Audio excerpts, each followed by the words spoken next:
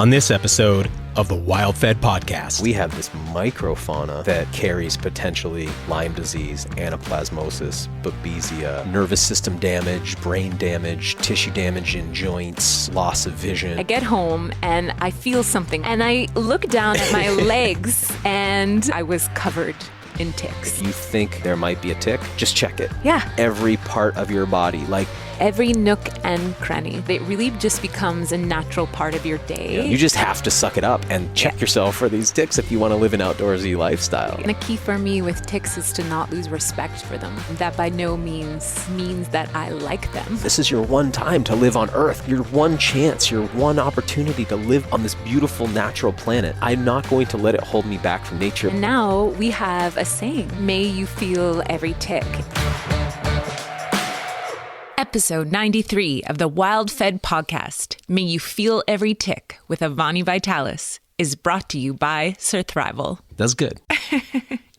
If you're looking to increase testosterone levels without turning to pharmaceutical testosterone replacement therapy, you need to take a look at Surthrival's pine pollen. Pine pollen is a rich source of naturally occurring testosterone and a suite of other androgenic hormones that can be used to gently boost your T levels. Right now until the end of August, the coupon code RESTORE20 gets you 20% off all pine pollen products at surthrival.com. My favorite is Surthrival's Pine Pollen Pure Potency, an herbal elixir formulated with stinging nettle root to keep your body's free testosterone levels up while the pine pollen gently boosts them.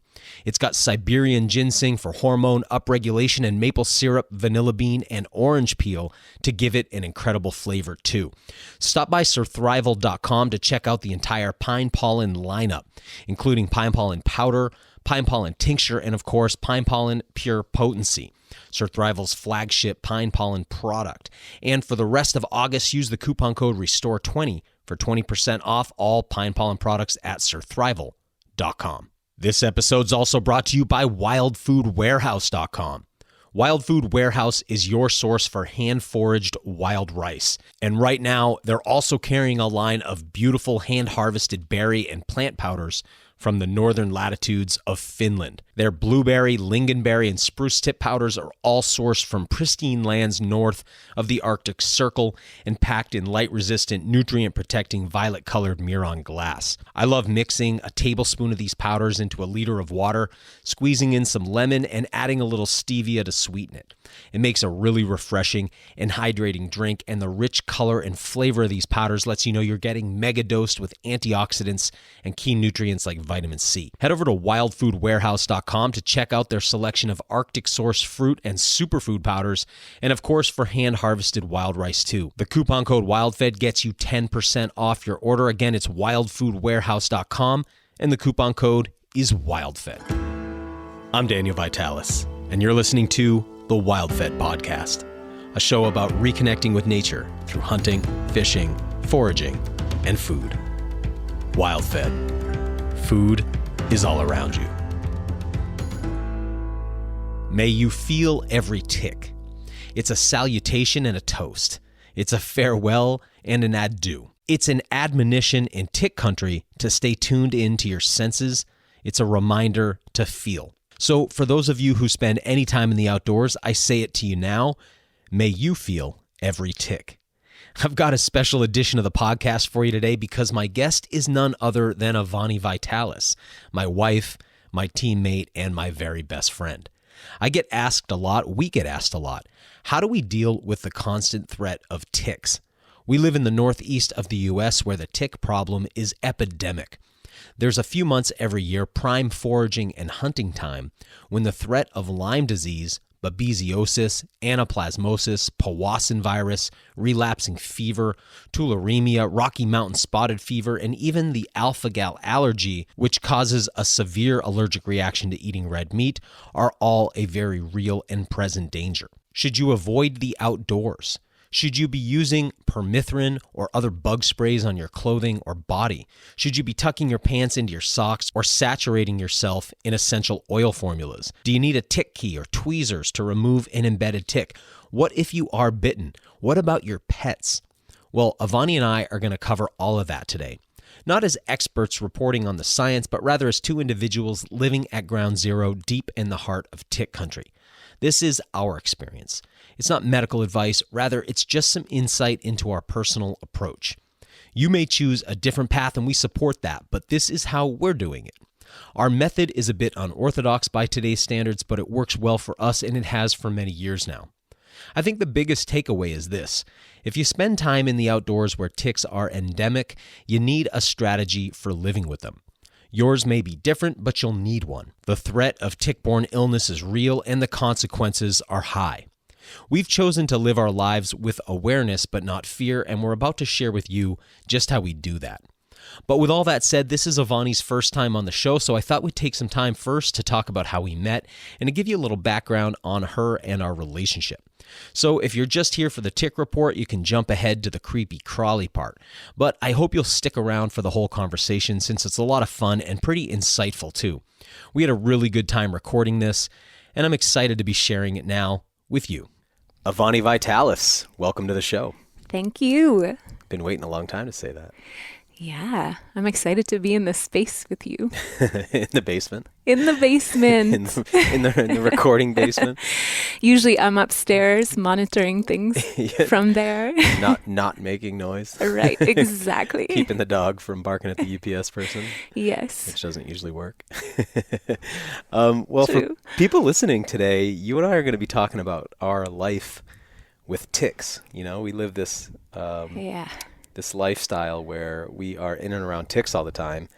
And up until now, you and I have not used any kind of tick mitigation methods, whether they're chemical or funny kind of clothing tuck-ins or any of that stuff. We just sort of live a normal life and natural. Yeah. The natural approach. And I get so many questions about it, and I've never really addressed it. And I thought it'd be fun for you and I to talk about it. So we're not going to be talking, you know, tick ecology or tick biology or Latin names or life cycles or any of that. Just talking about us living with them. Yes, on the day-to-day. But maybe we should start off. People are probably wondering, like, what's our story and maybe how we met. So I thought it'd be fun to kick us off with something like that, and then we'll come back and talk about ticks. Love it.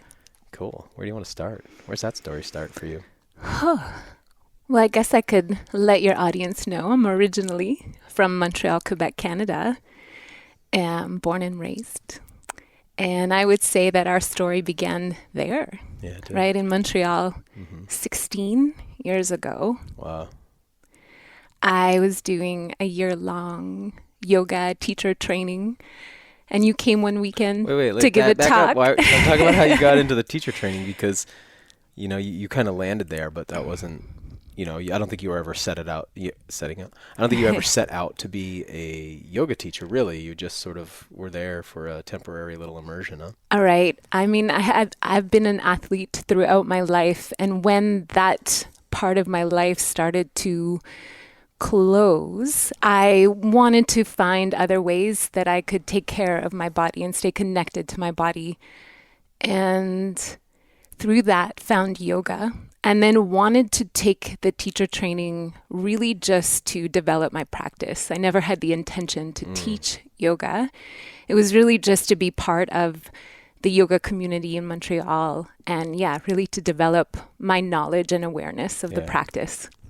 And I think our mutual friend Shankara, whose father Darby owned the yoga studio, the Shala there. Yeah. It was Ashtanga yoga. I think he might, I'm not sure if the camera pans over Shankara in our wedding episode of WildFed in the TV show. It might, for a moment. So he might be in there for a moment. Yeah. But, you know, so we have a mutual friend who's a yoga teacher up there. And he was born in India in the yoga Shala there, the ashram or whatever. All right. So he's like a lifelong yogi, very talented. And we were good friends, and he asked me to give a talk at the yoga teacher training. It was my first public talk. So you had just you were just wrapping up your kayaking career? That's interesting. I was. Yeah, I think I was still paddling at that time. In ways, it was still a part of my life, but I don't think that I was competing anymore. Maybe just touch on like what kind of paddling you did. So I used to be a whitewater kayaker.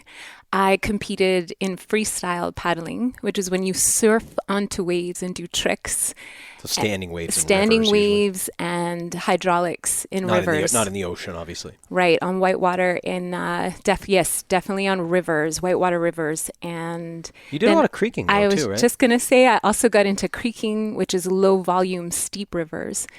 That became a passion of mine as well. And I got to travel really to many parts of the world and got to see just beautiful features of our ecology and our earth that I don't think I would have gotten to see otherwise. Yeah, you spent a lot of time in New Zealand. I did. South America. 2 months in New Zealand. I got to spend time in Chile, Argentina. I got to compete in Australia. So that was really amazing. And then across North America, and too. You also, though, were, because you're a school teacher by profession, right? So you've been teaching. We'll talk about that in a minute, too. But you taught at that traveling high school, which is such a fascinating story. So talk about what that school was and how long that program went. So I taught at a school based out of Montana for whitewater kayakers. So this was a school for high school students who were training to become, hopefully, eventually professional whitewater kayakers. And we were together as a team the entire year, staff and students traveling, living in a tent. Basically, we each had our own tent.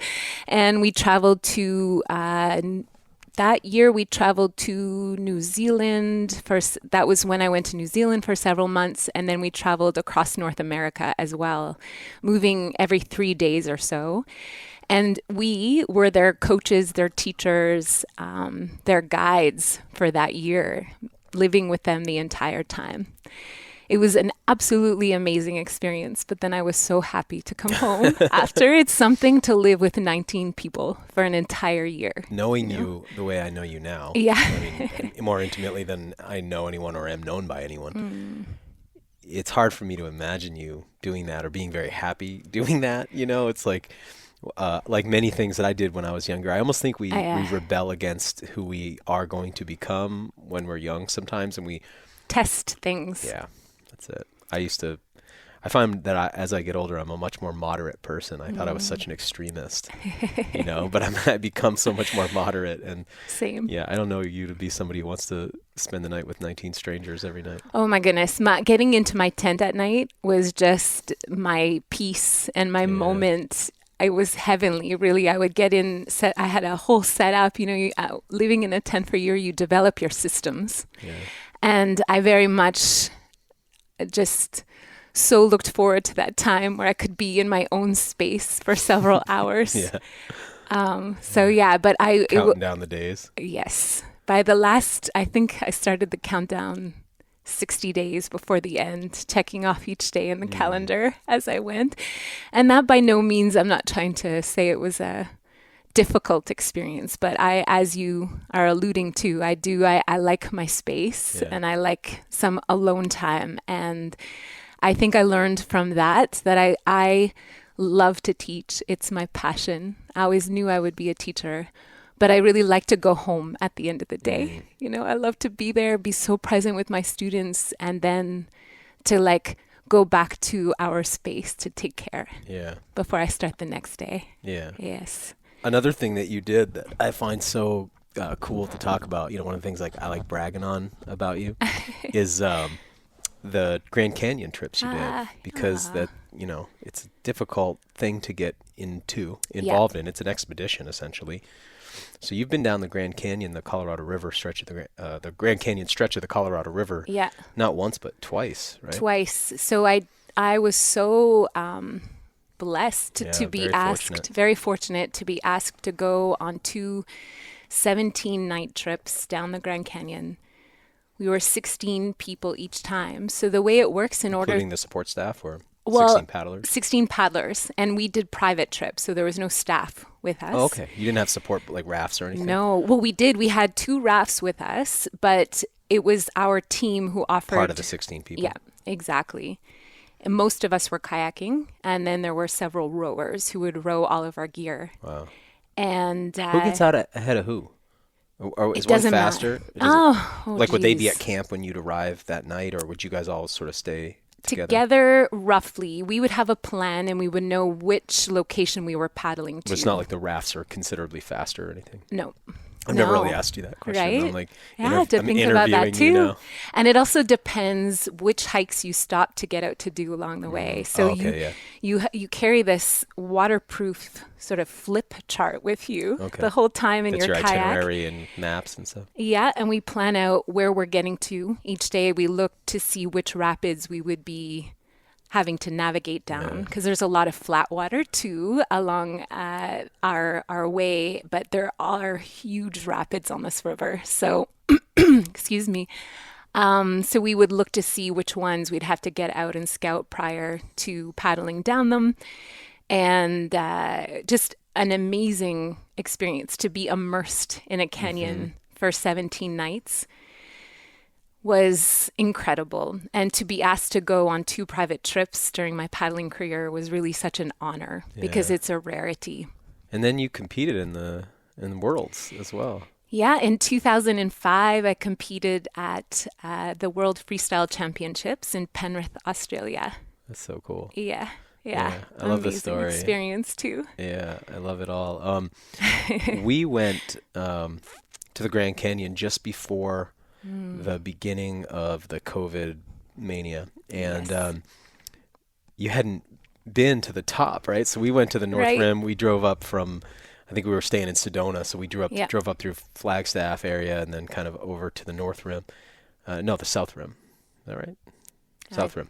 And anyway, you had not ever seen the Grand Canyon from the top. And it's so vanilla compared, but I was just so excited for you to view it from up there, looking out across at those vast distances, because it's pretty breathtaking. I mean, obviously being down in it must be that much more so, but I was just glad to get to show you the top of it, given that you'd been down through there for a total of 34 nights or something. Oh my goodness. I loved that day with you. It was so much fun, and it was so nice to be there in a safe and stress-free context where we got to walk along the canyon, view it from above, as you said, just so majestic. I wonder though, it's funny you say that, because you and I have talked about this before from a safety perspective.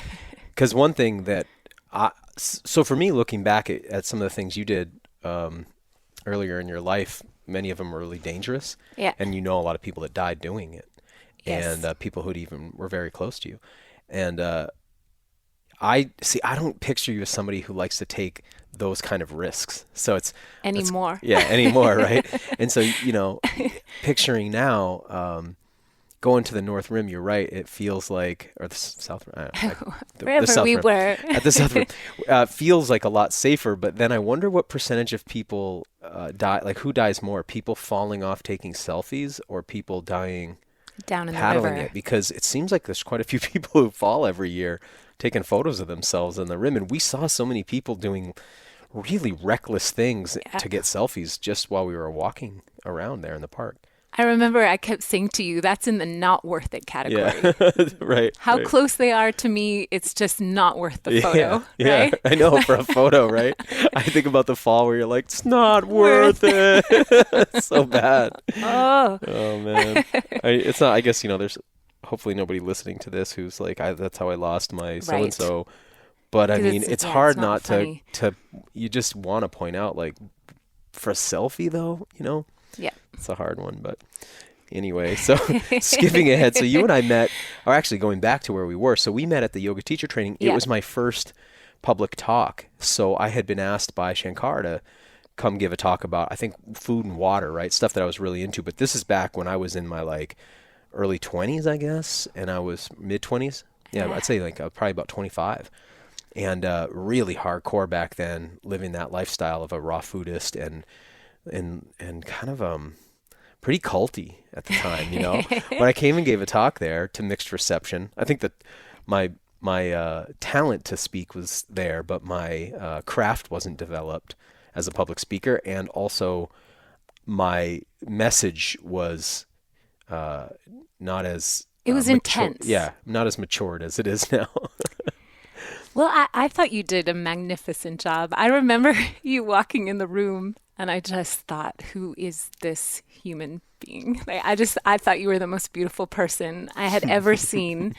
And then you started talking, and I'm like, oh, and he's incredibly intelligent as well. And I was just, my approach to learning has always been to listen and to receive what people have to offer, and then to take bits and pieces that you can then apply to your life to the degree you feel comfortable with. And I think some people get overwhelmed when they hear people, and you were definitely intense that day and you were passionate, right? Yeah, but I remember some of the things. I was also like a bit of a conspiracy head back then. And, I said things back then that I would, after the first few years of speaking, like I learned that I need to be able to back up the thing. Like people are going to want to know, like, give me a reference for what you can't just say things. But I had been around public speakers who just said whatever they wanted to. And I got some bad early training through osmosis back then. Right. That, I've since purged. And, having friends like Arthur Haynes, for instance, who can give you 6 footnotes for everything he tells you, really helped me to hone my ability to speak. I think I was always a good, naturally gifted speaker, but I didn't have training. And so anyway, back then I understand why because I think like half the class really liked me and half the class was like really put off by some of the things I was saying. Right. So I didn't know back then how to win an audience over and didn't care. Didn't know that was going to become my career. And so, it was my first talk anyway. But what's cool to me, I guess, all that aside is that you and I met the first time I stepped out like that. And so it means that you've been there since the beginning of my career, which I think is a really cool story. Because prior to that, for people wondering like what I did before then, I mean, I lifeguarded at the beach for many years. I worked in gyms as a trainer. I worked with children primarily. That was like the most kind of consistent thing I did, working with foster kids and special needs foster kids in particular. Both in sort of respite care as a house parent and some of like the state programs where kids had been taken out of their homes and things like that.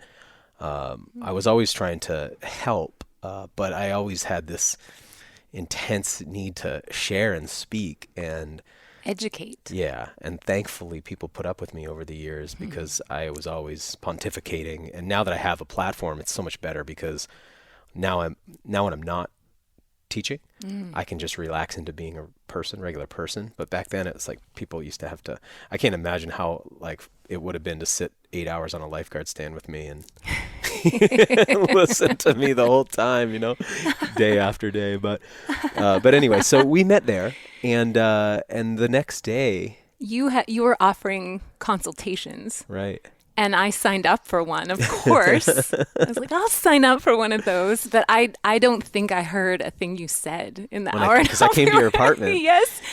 And I was sort of hoping you might make a move. I don't know. I was single and in my 20s, and I just thought you were wonderful, but you didn't. And I thought, okay, well, he's not interested.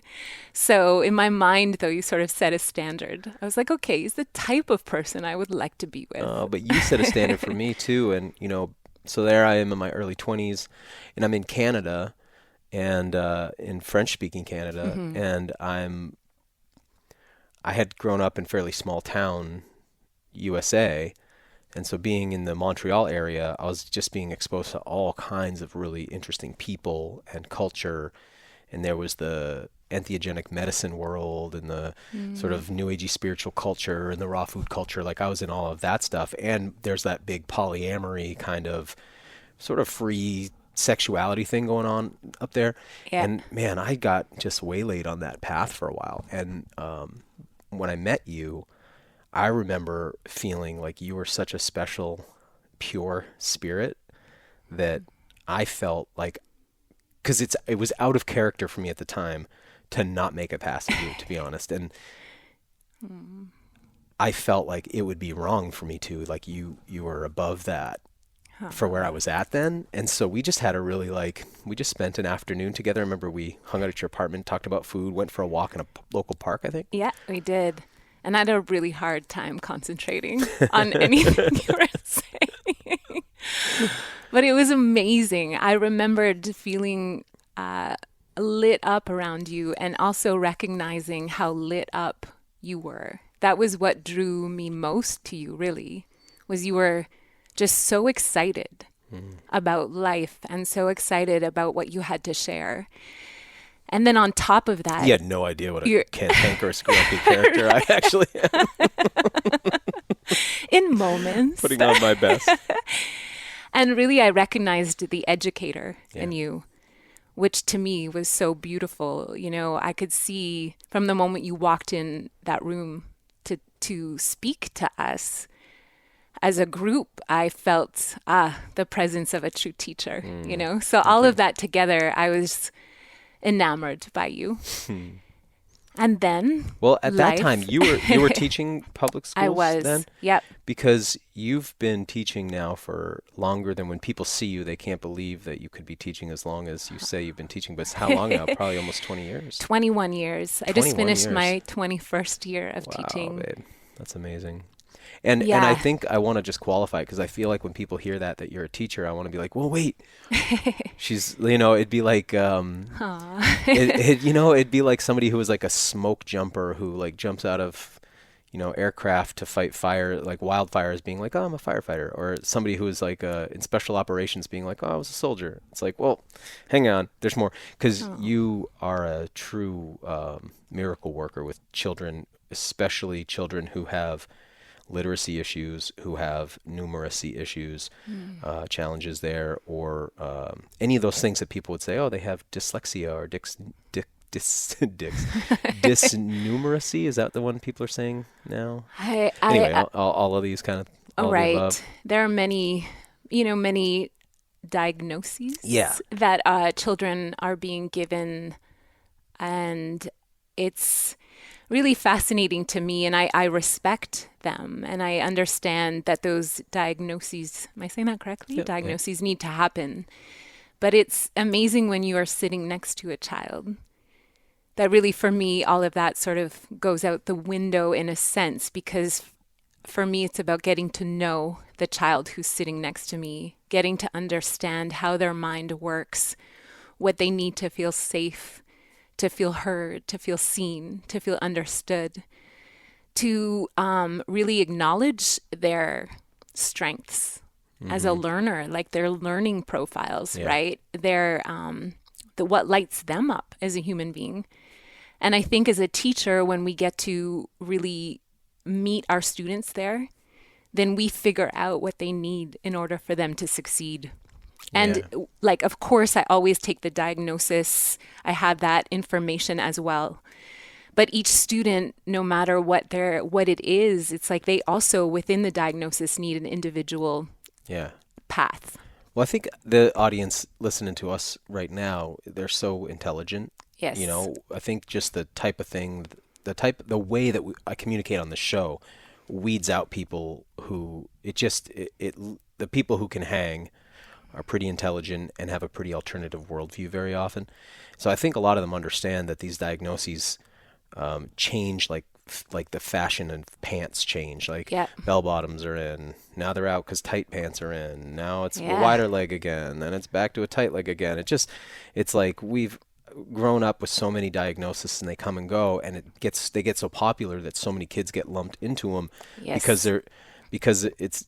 This is how our culture works. It's difficult for any one kid to get enough attention. So it's like, put them in a category. But what I've noticed with you is that whatever the kid comes in with, the medicine's almost always generally the same. You might have very specific tactics that you'll use to help them overcome hurdles. Of course you do, educational tactics. But it's like the intention, the love, the connection, the attention, the listening, the safe space you create around the kid allows them to flower. And you know, it might be, sometimes when we're in the forest, you know, you'll see a tree that's like, maybe it's been hit by logging equipment or something, and it's like got knocked 90 degrees over, and then it grows straight again, but now it's got this big kink in it. And you're like, that tree's never going to be what it could have been before that, but it can still turn into a beautiful tree. It can still reach up to the sky. So like, I'm an example of that. My childhood was such that I took some hits as a kid, and I am now an adult who's thriving despite the trauma that I experienced as a child, but it's still there. Like, you can look at me and be like, whoa, that kid took some trauma. So I think a lot of these kids are like that, but you still it's like you get that tree growing straight again, taken in the sunshine, leafing out, flowering, whatever it is. And so the way you do that, I've noticed from the kids that you work with one-on-one here, that it seems like you're doing it's almost the same thing with each kid, although the individual lesson plans may differ. Yeah, it's really about finding what that student is excited to learn about. Yeah. And I have to thank the beginning of my career, where I was teaching in the regular school system. The first 8 years I taught at the elementary level. This following 10 years in Montreal, I was asked to create the literacy program and the resource program for an inner city high school, which in Quebec is from 7th through 11th grade. Oh, yeah, explain the differences real quick. So you've got, because what you guys call high school, I think, is what we in the U.S. call. Wait, how does that work? So for us, 7, 8 here is junior high. Middle school. Okay, high school is in Canada. So high school in Quebec is from 7th through 11th grade. Right. So we're 9th through 12 is high school for us. Right. But then between high school and college, you have these other grades that we don't have. You call CEGEP? CEGEP, yeah. So for grades 12 and 13, you go to, some people call it college or CEGEP, and it's a separate... Oh, because you guys say university for what we call college here, because college for you guys would be CEGEP. Exactly. Okay. Yeah, so high school 7 through 11th, then you go to CEGEP for 12 and 13. Which is nice because you get to be in sort of this separate building, this new sort of location where you can develop maybe your ideas of where you want to go after versus that. having to go right out of 12th, jump into a college program. Yeah. And then from there you go to, if you choose to onto a university program. Okay. But this school you're at, I guess what I want to say about that, if the way you spoke about the kids that you worked with there when I first, because we will come back to sort of what happened after the yoga class. I want people to get a sense of how we got together. But when we got together, you would tell me about the kids in your class. Now, if I hadn't known better, listening to you talk about the kids, I would have thought these kids were either in general circulation or they were in maybe even elite academic programs based on how beautifully you spoke about them. But the reality was those kids were at the last stop before they're kind of kicked out of the school system, right? So you had, when you say like an inner city school in Montreal, you're talking about this is a school where kids they weren't functioning in any other programs. Some of them had like delinquent legal kind of issues. Some had really bad family problems. Some had learning issues. Yeah. And they were all kind of thrown into the island of misfit toys before they were offed completely. And so you were doing like almost rescue work there with these kids, even though you didn't make them feel like that or ever talk about them like that. It took me a while to even understand what the school was, but and ever felt that way. It was amazing. I was focused mostly on the 7th graders. So although I was developing these programs for the entire school, my work was to get to know every 7th grader who came into the school. And like I was saying earlier, I would spend the first several weeks of the school year really getting to know each child and letting them know that there was a space in the school they could come to at any time if they needed materials, if they needed food, if they needed a safe space to be in. I opened my room every recess, every lunch. And you stayed after with after programs. Yeah, I did. That they did not pay you for, right? That was just you did that. I thought that was so nice just of you. Because I loved the work that I was doing there, and I loved the children and wanted to offer them a space they could stay if they chose to. They chose to after school to get their work done. And I think some of them didn't want to go home because of their home lives. Yeah, right? Some of them just wanted that space to hang out with their friends, have a snack, have a nice area to do their homework in before they ventured back home. And I think through these children arriving in this environment where they were intimidated a little bit because they were leaving elementary school where they were the oldest in the school. Now they were entering high school where they suddenly were the youngest. And so they were nervous, but knowing that, okay, there are people here who really care about me. There are people here who really understand me because back them up. Right. And as much as these children may have had, again, certain codes or files about the issues that they passed through in elementary school, it was amazing once once we as a team got to recognize and their strengths, and they got to feel like they could show us that they were creative, that they were musical, that they were hilarious, that they were dancers, that they were problem solvers. It was really just getting them to see and to understand that they could do well in school. And that was really the main focus of my work there. And then also, because there was an urban arts program in the school, right? Within the school too. That's why you bring up like the art, the dance, music, because all that stuff was honored there. Yeah. There was like kind of a cool alternative program concept there. That was part of our education with the students too. They were all doing the regular high school program, but there were other ways they could express themselves and work through the curriculum, which was just so amazing. And we were a small school too. And I think they just were like, oh, I've got a place now where I can be myself. And I would also identify the students, as we were saying earlier, big focus for me was on literacy.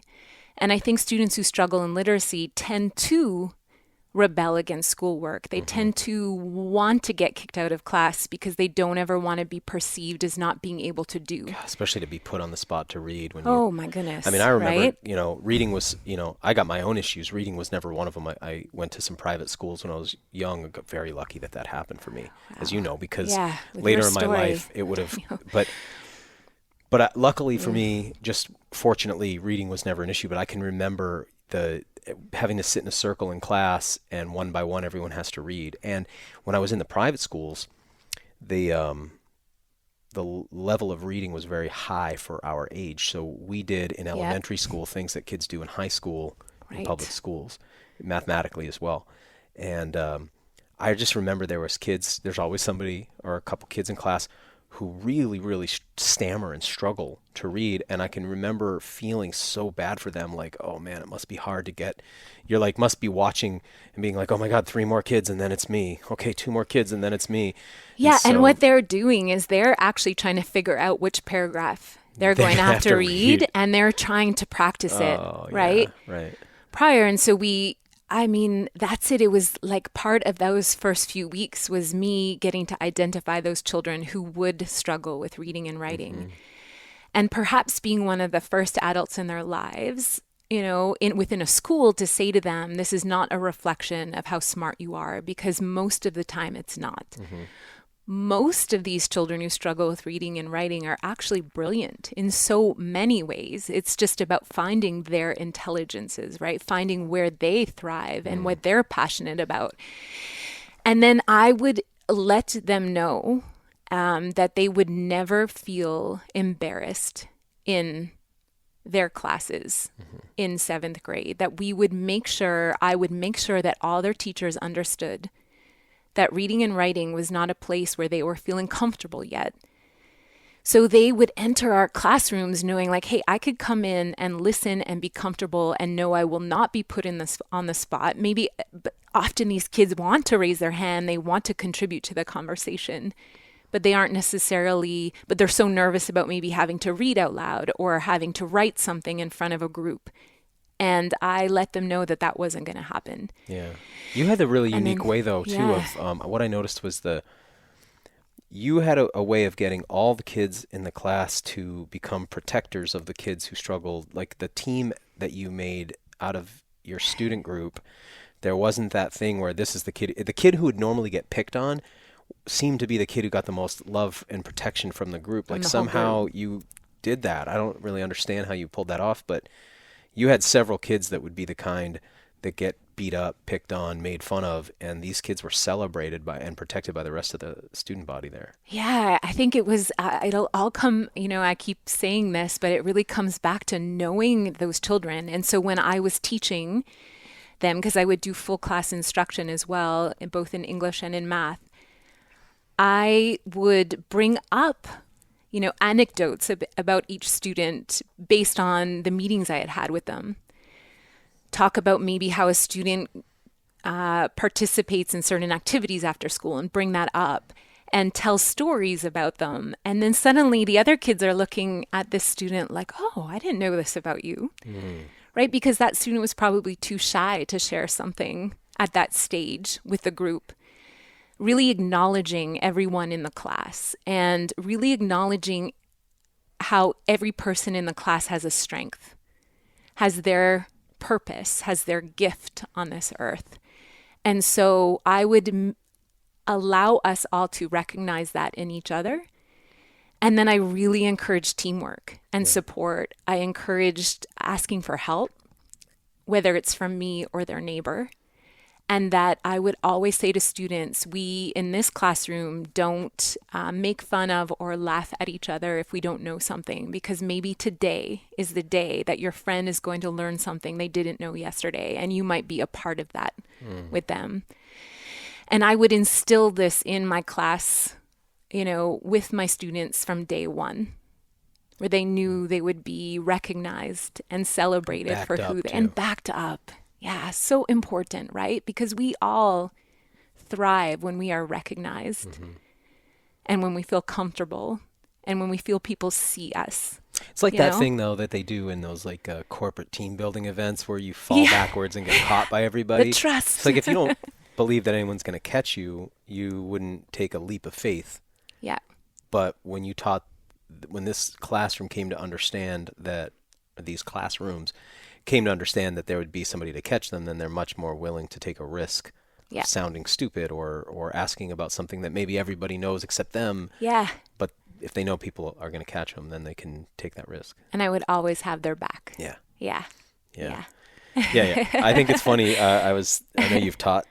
One of the things I've learned from you, because I was always somebody who was like I didn't go to high school in any traditional sense or college, self-educated, and I've really believed in more of the homeschool, unschooling kind of thing. And, it's ironic, of course, how the universe works, that I would marry a school teacher, public school teacher, and you are more of an advocate or a defender of public schools than I am. Right? In certain contexts. Yeah. But what I've learned from you is that it's not necessarily about the school or the homeschool. It's about the quality of the teacher, and that homeschooling can be really dangerous for a kid if the parents or whoever's leading the curriculum is not a skillful teacher or invested, just like public school can be. Oh, yeah. And public school can be fantastic with a teacher like yourself who really knows how to focus on a kid. And vice versa. Yeah. I was always focused on how bad public school could be because I had bad experiences in public school. And I always had this rose-colored glasses view of homeschool because I knew some really good homeschool parents. But now I've seen both sides of these two things, and it's like it really comes down to the person who's teaching and their ability to be present with kids. Yeah, and I think I'm learning so much about this through my experience here now in Maine. Basically work with homeschool kids. Oh my gosh, and seeing what parents are doing with their children at home is just, I am so impressed with the families I'm working with. I feel honored to be a part of their village that's helping them to raise their children, because I'm really of all the families I'm working with this year, I mean, just beautiful situations where their children are, thriving and doing well and getting what they need to succeed. And so I never thought I would be working like this. Right. And, through your guidance and encouragement, Daniel, now I absolutely love what I'm doing, teaching for myself, teaching privately in a sense right now. Well, it's cool because you started and when Avani moved here to Maine to live with me, I really encouraged her to get out of the public school system and into private teaching. I was like, after you deserve it, after 20 years of this, at that time, almost 20 years of it, I was like, you deserve to be compensated better, to not have those kind of stressful hours, and right after you started the beginning of all the COVID stuff, and now there's this really viable career for quality teachers to work outside the system in a way that would have been more challenging before. So it's worked out really beautifully. I want to get back to, there's so much I could say about what you do and about education, but I want to get back to you and I for a second because I want to Yes. eventually get to tips. So I want people to understand how you got here. So after that time that you and I had that consult and we Yeah. spent that afternoon together, I stayed in Quebec for quite a while in the Laurentian Mountains and actually lived in Montreal. It's the only city I've ever lived in. Right. And I had such a good time there, even though I don't speak French like yourself. But I was there for quite a while, but you and I would only occasionally cross paths. Like later on, you ended up connecting in with a community of people that I also had connections to some of those Yeah. people. So we started to be part of the same community over time. Yeah. But we saw each other probably in those 10 years, like Three times. 3 times I think we crossed paths at gatherings. Yeah. So you would be with a boyfriend, I would be with a girlfriend. Yeah. We would say hi to each other. Right. And And I always just felt this something so special about you. It's so Same. interesting to look back on it now, because I would be like, "Oh, put that out of your head," But like I always felt this. You were so special to me. You were such an angel to me, and I felt like not worthy of any angels. I just didn't see that as. I mean, I would date women sometimes that were. You can call it dating. I would be attracted to. I grew up around a lot of darkness. right. So I'd be attracted to people who also had lived in or with a lot of darkness. Yeah. And I saw you sort of shimmering a kind of light that I was like, oh, that's not for me, And I only saw your light. Isn't that amazing? Well, because I'm like one of these wounded kids that you work with, I benefit from this incredible, all the stuff we've been talking about. But I know we both bring a lot to the table, but Yeah. I feel like that's part of it. And So all right, I'll skip up to how we ended up together for people to understand sort of the origin story. I was at what I thought was the peak of my life. I thought I was at my highest point. I had a book deal with a very prominent publisher, very famous publisher. I had 2 sizzle reels going around LA, was working on putting a TV show out. And Yeah. I had a great business. It was doing really well, still is. And I decided to go up to Quebec and rent a house from a buddy. He had a couple houses on a lake, right? So we had like the whole private lake, as you know. Yes. And that's quite a wild space, quite a wild scene for anybody who's listening to this, who knows me and has been there. Really, really far out characters, living a really far out, fun, alternative lifestyle. And I was like, I'll rent the cabin on the lake and I'll write the book up there. Yeah. So I left for a couple months, went up there, thought it was at the high point of my life, but looking back, I see it was actually at a low point. My life I had recently left a relationship, Yeah. which really needed to end. But I was wrestling. I was fighting a lot of demons. Did not know it, like so arrogant at the time. I didn't see. Because you were in it. Deep in it. Yeah. And so I had all these things going on, but I wasn't really ready for them. Now that I have a TV show and my business is doing so well, and I have this great life now, and this great marriage, I can see where I was actually at. So anyway, I'm in this house, and there's a plan to put together a party one night, and they're going to use. My buddy's like, "Hey, I know you're renting the house, but can I use that house for this?" I'm going to have a DJ and a big party. And I was like, that sounds great. But I had to go to New Mexico to do a speaking engagement. So I was going to be leaving at about 4 a.m. to go to the airport. And that night that I was gone, the party was going to happen. Right. And that night you had plans too, right? I was supposed to fly out west, and I was disappointed because I had heard about this gathering, this party that was happening, and really wanted to go. I hadn't been up in weeks to see some of my friends who lived in that area from the city up into the mountains. So I was disappointed that I would miss this gathering. And yes, I was supposed to fly out west and do you want to say why? Can we say, or I can edit it out if you don't want. You can share why. So you were shockingly to me, you were online dating, or you were attempting online dating. I had really had not that many partners in my life. I had long-term relationships, but just hadn't found my teammate for life yet. I hadn't found my match. And I was sort of at a point where I was regularly standing on my balcony, like, where is he? I'm ready. And so I was attempting online dating. Okay, so you were going out west to Western Canada or the States? Yeah, to Vancouver. Vancouver to meet a guy that you had been, okay. Yeah, and we had, been in connection for a while, and this was the time that I was going to fly out to meet him. Yeah. And then. Okay, so I wake up. So I think actually I was supposed to go to the airport. Maybe I was supposed to be at the airport at 6 a.m. I woke up at 4 a.m.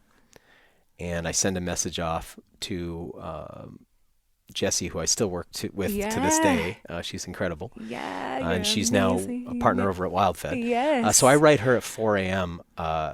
Jessie, cancel it. I'm not going. I just had this feeling like I don't want to do this. And I decided to stay, and I would go to the party that night. Right. Oh my goodness. And for me, it was maybe 4 days before the party that I thought, what am I doing?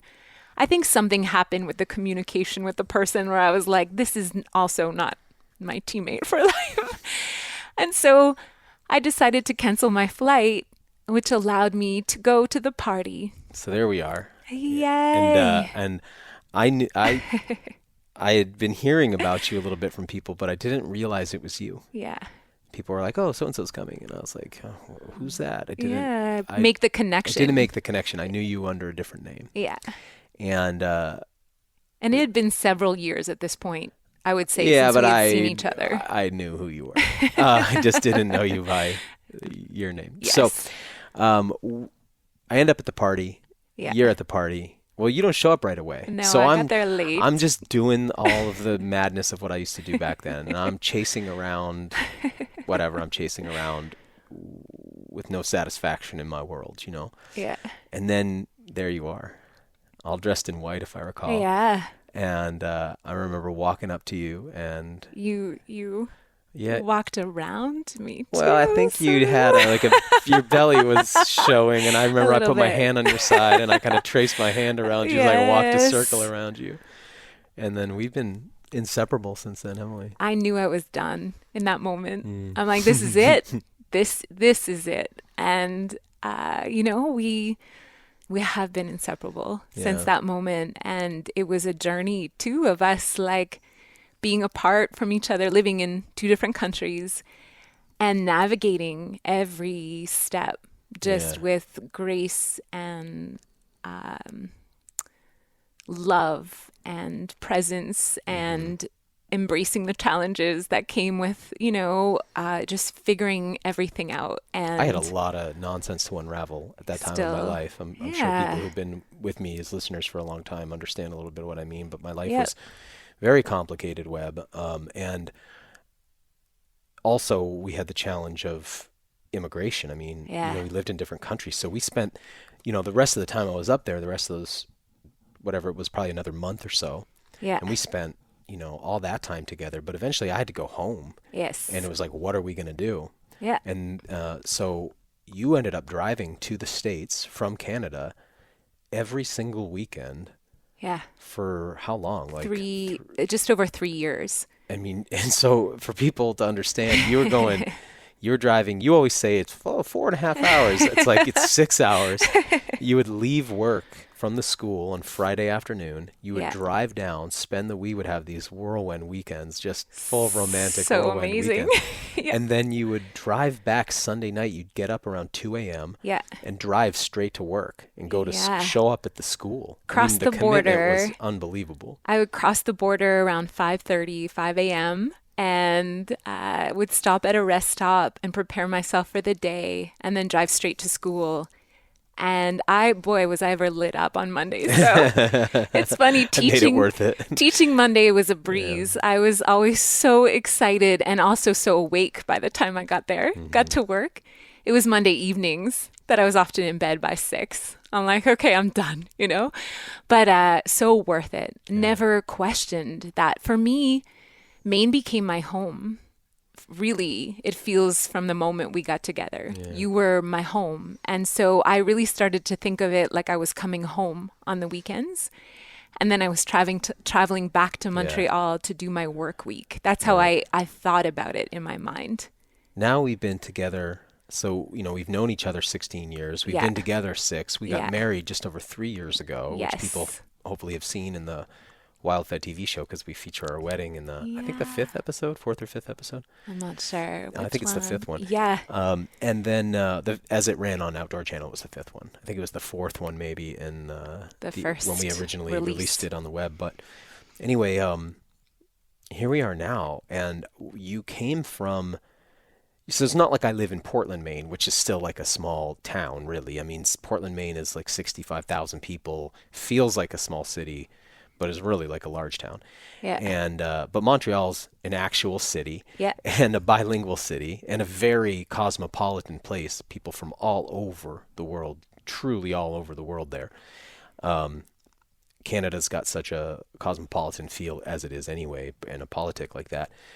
But it's not like you moved from there to come down to Portland. You moved to rural Maine. I'm somebody who, my rule is like if I can't walk outside naked and dance on my front lawn, then because people will see me, then I'm living in the wrong place. And so I've lived by that. Like I've always thought it's always been crazy to me that people will work so hard to afford a place where they have so little freedom. Right. When they could work less hard and afford a way nicer place where they have way more freedom. I never understand why people want to live in cities. But again, kind of like the public school thing, I have learned from you some of the things. Like you gave up some things, for sure, to come to the country. And part of that is like all the things to do. I know, like croissants.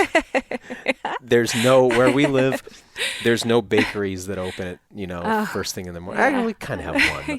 There's not coffee shops on all the corners. There's not live music every night and, museums and art. And, we don't have that here. It's very rural. I kind of like, as we've been together longer, understand a bit of what you gave up. But also I feel like you've gained so much too, and that's been fun to watch as watching a city girl. Not like you'd never been to the country or anything, but watching you become more of a country person has been fun. Now it's one of my rules to be able to walk out on the front porch or our front lawn dancing, right? So I wouldn't change a thing.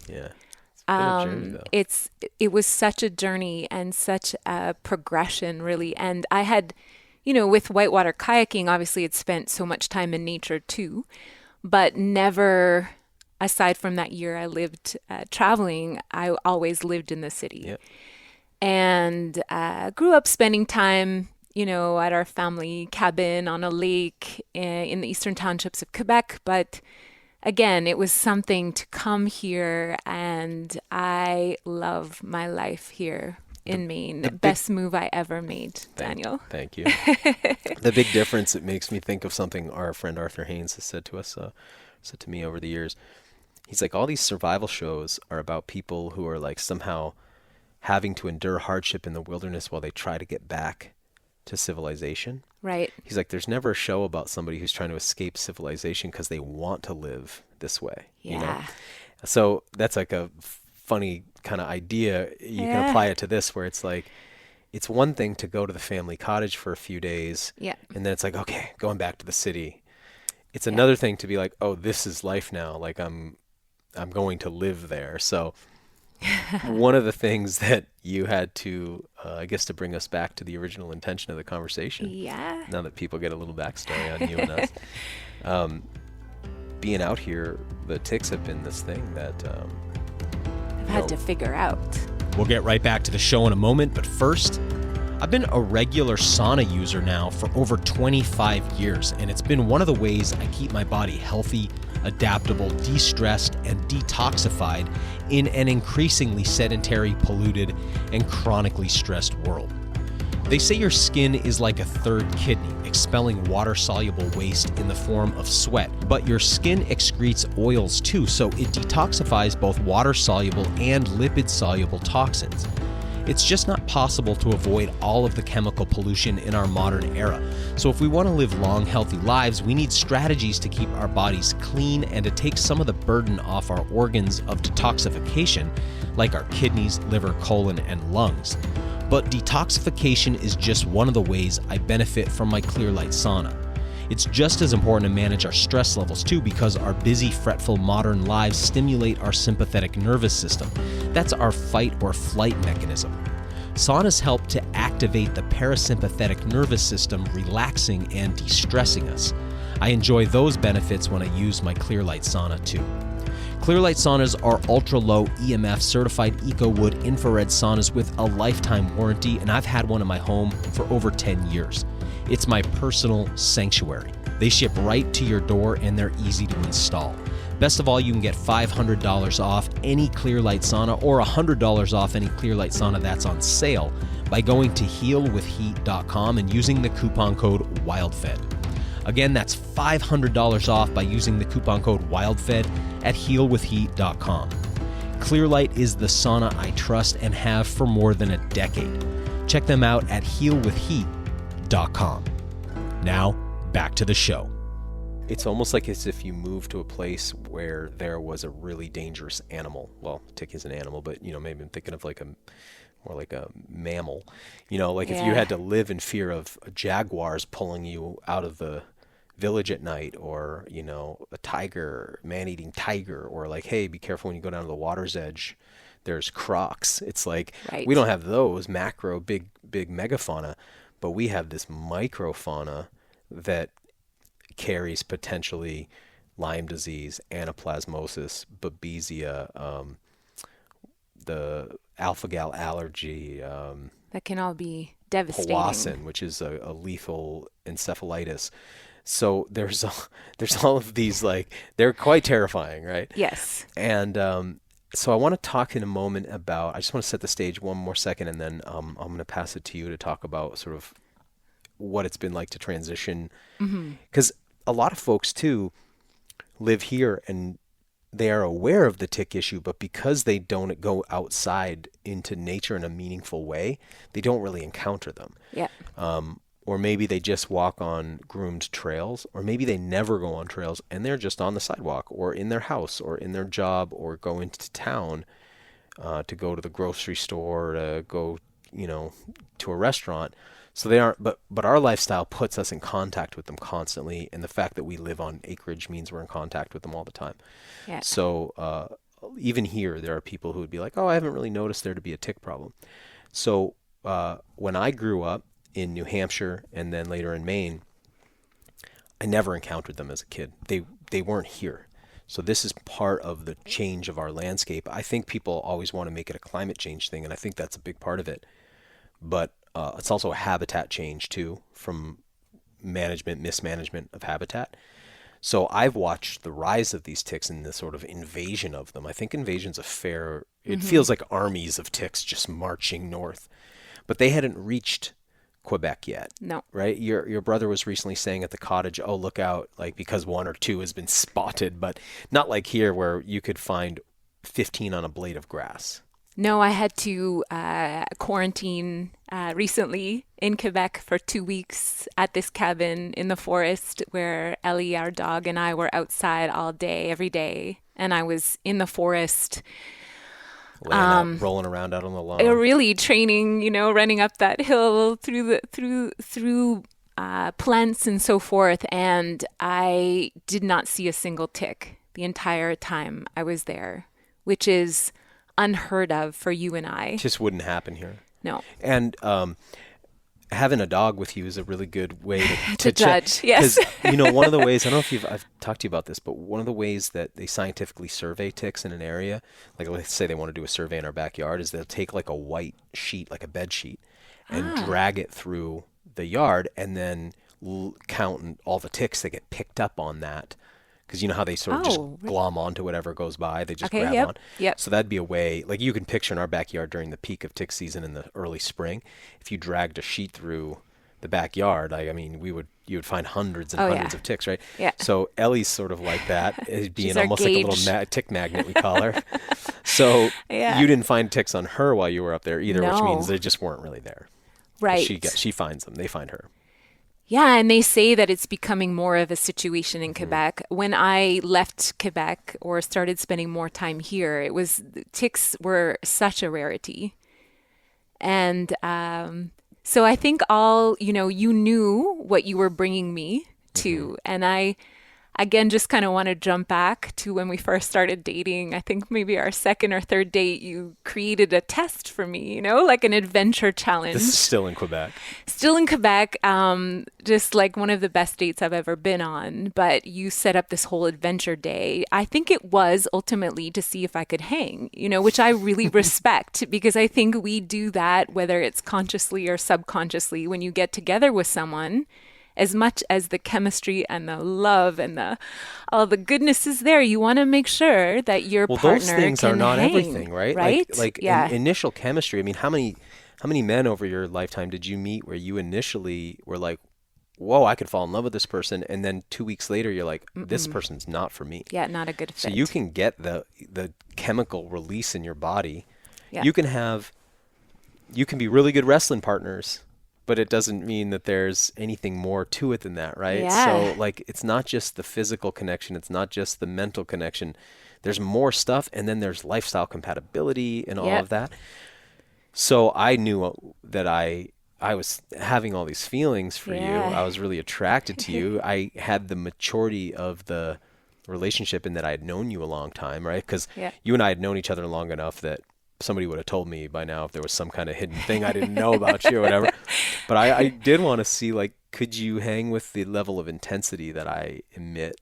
So I did set up like a full adventure course. Like, do you want to describe a little bit of it? Yeah, so we started with running through the forest. That was okay. And then we got to rock throwing, which I had a bow. I believe I shot. I was doing archery, but because I set you up with a pile. There was a pile of rocks, so it was like a course that I had set up beforehand before you arrived, right? So we started running, then we got to a throwing kind of thing. So you had rocks and targets that you had to hit, and I had targets I had to hit with my bow. And I did terribly at that, but you had told me prior to starting that there were going to be water components. So I was like, in my head, I just kept thinking, the athlete in me was like, I'm going to make it up. I'm going to make it up when we get to the water. But the rock throwing was hilarious. And then I had to paddle across the lake on a board. So there was 2 pieces of rough cut lumber. Yes. That I had set there. We were going to use as paddle boards. We had to paddle all the way across the lake on our bellies. Yeah. Across. We had to start a fire, boil water next to it. You'd set up a kit. So we got across, and then I believe we started a fire. I had pre-staged everything, right? Things, yeah. So there was so we had to boil water on that fire together, yeah. Yeah, and then we had to swim. There was a swimming component. So there I had planned that we would swim across the lake. Now this is funny because I did lifeguard and all that, but I'm not a particularly strong swimmer. I wouldn't say I'm a modest, moderate, mediocre swimmer. You're a good swimmer. But you're not like a athlete. I never was an athlete in the water. You were like being groomed for the Olympics as a synchronized swimmer. Yeah. And you also competitively raced as a swimmer too. Yeah, prior to. So we got in the water, and I was immediately, because every other thing that we had done up to that point, I'm just like, I was in my element, So it was like, you're just trying to keep up with me, right? Totally. And then we hit the water, and I immediately, like, in a second knew how outclassed I was. It was like, oh, I can't even stay in your wake. You were just, I was shocked.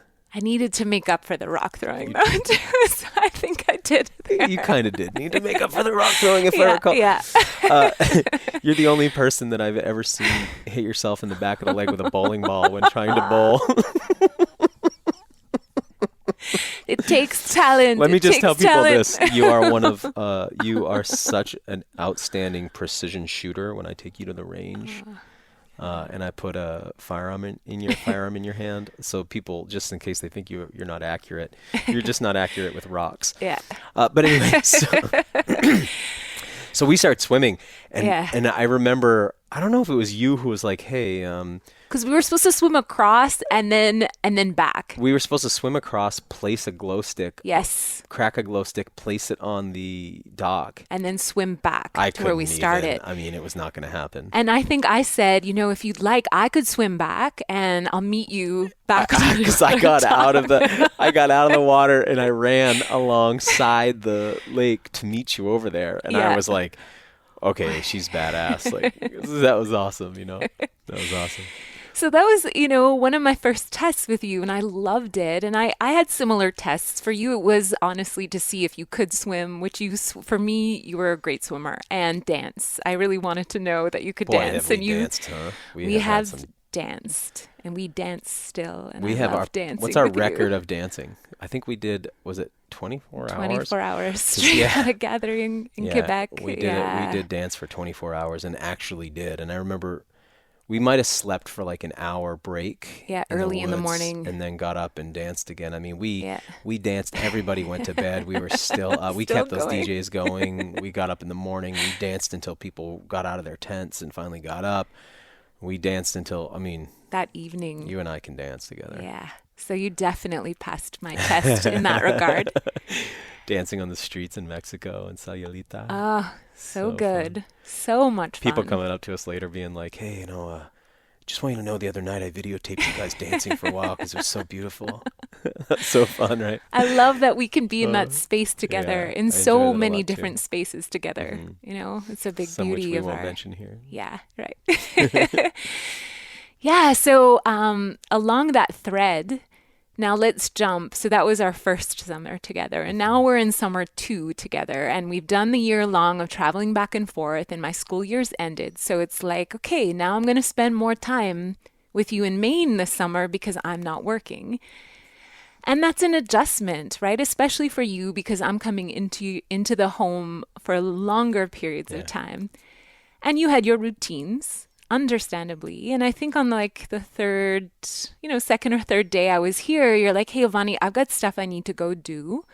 Why don't you go wild strawberry picking this morning? Well, also, though, it was wild strawberry season. So I thought I'll put you in that patch of strawberries and have you pick a bunch of strawberries while I go run my errands. And then we'll be able to use those strawberries later that day or whatever. So, because I was sort of like introducing you to the foraging lifestyle. And I was early on when you and I got together, I decided that I was going to start hunting, right? Yeah. Remember, I was like, hey, I'm going to spend the next 10 years like learning and focusing on hunting. But I had already been a forager for some time. And I just thought like, oh, you pick strawberries, I'll go run these errands. And so I left you and went into town. Yeah. And you had like those little green... carton. Yeah, those little cartons like you'd get, strawberries or blueberries or something at the farmer's market. Exactly. And I thought, wow, strawberries, like it was my first time picking wild strawberries. And I was so excited. What do you think about wild strawberries, by the way, compared to store-bought strawberries? They're perfection, really. I mean, they're tiny, so they were a lot smaller than I expected them to be. It took a lot longer to get a significant amount in my carton. But the flavor... Oh my! It's like nothing you experience from a store-bought strawberry. Yeah. It's right? like it's a whole as other strong level. as like candy strawberry, but tastes good. Whereas like candy strawberry tastes chemically, kind of. Yeah. But it's like that really concentrated flavor. You're right, because a quart of strawberries at the store could be 5 strawberries, whereas a quart of strawberries wild could be 150 or 200 strawberries, right? Yeah. They're so much smaller. Yeah. Right, so there you are in the strawberry patch. So there I am. You dropped me off. I knew I was walking distance from home. I knew like how to get back to home if I wanted to or needed to. So I was out there for several hours, loving it. I was like, this is the life. I felt to be in my element that day. I really wanted to pass this test to this next test, to this show really you. It wasn't. I'm so playing with this, but like, well, like I didn't see it like that. I just was like, we'll do this, as an activity. Yeah. And but I still today love impressing you. It's likewise. You're definitely my muse. And so I was out there for several hours and then decided, okay, I needed some, nourishment, some different nourishment water. I walk home. I get home and I feel something on my leg. And I'm like, oh, okay, I wonder what that is. So I take my pants off and I look down at my legs And I, of course, this may be hyperbole, but I want to say I was covered in ticks. You probably had more than a dozen ticks on your legs. Oh yeah, I would say like at least 15. Yeah, maybe 20. And they were wood ticks, so we'll distinguish, or it's so funny, there's two names, right? So the black-legged tick or deer tick is the tick that transmits the most disease. They are the Lyme vector here. The dog tick or wood tick here is less of a vector, although they will carry those diseases. They don't usually transmit them, so we deal with a lot more of those, but they're still kind of gross and pretty skeezy and sketchy, and you definitely don't want them like burrowing into you. So you had like maybe, let's say you had 20 of them. We'll say 10 per leg or something. Yeah, and this was my first tick bite. So my first tick bite was not a tick bite. It was many tick bites. And I panicked. Just like anything, when you don't have the awareness yet, the knowledge, the language that goes with it, right? Of course, I think it's natural. We jump to panic mode a little bit or worry. And I thought, oh, I'm done for. Like I'm doomed. Like I already was thinking I'm sick. You're dying. They've embedded in me. I was convinced they were embedded in me. And so I called you, which was like not what I wanted to do really, but I'm like, I need him to come home. So I called you and I was like, baby, you need to come home right now. I'm covered in ticks and they're all embedded in me. And you were like, okay, so you... I remember I was like at the post office or something, and come rushing home. And you walk in and you had this big smile on your face and you just walked up to me and proceeded to gently pull each one out with ease. It's like picking a strawberry. Right. Exactly. No concern. And I'm standing there like, wait, are we doing this correctly? We have to make sure that the head isn't going to get stuck inside my leg. I'm just laughing though. Right. And I'm like, this isn't funny. Right. This is I really, it's just such a beautiful analogy in life how when we are unfamiliar with something, and I still, to this day, it's not that I have any less reverence for the tick. I have so much respect for this. This organism. This, right? It's like but I didn't understand it then, and to think now how far I've come in my comfort level with them. So I would say that was my first encounter. Yeah, your first experience was like pretty intense because I got back, there was all those ticks on you, and I knew, because I had been living with ticks for a long time, they need a lot of time to establish themselves.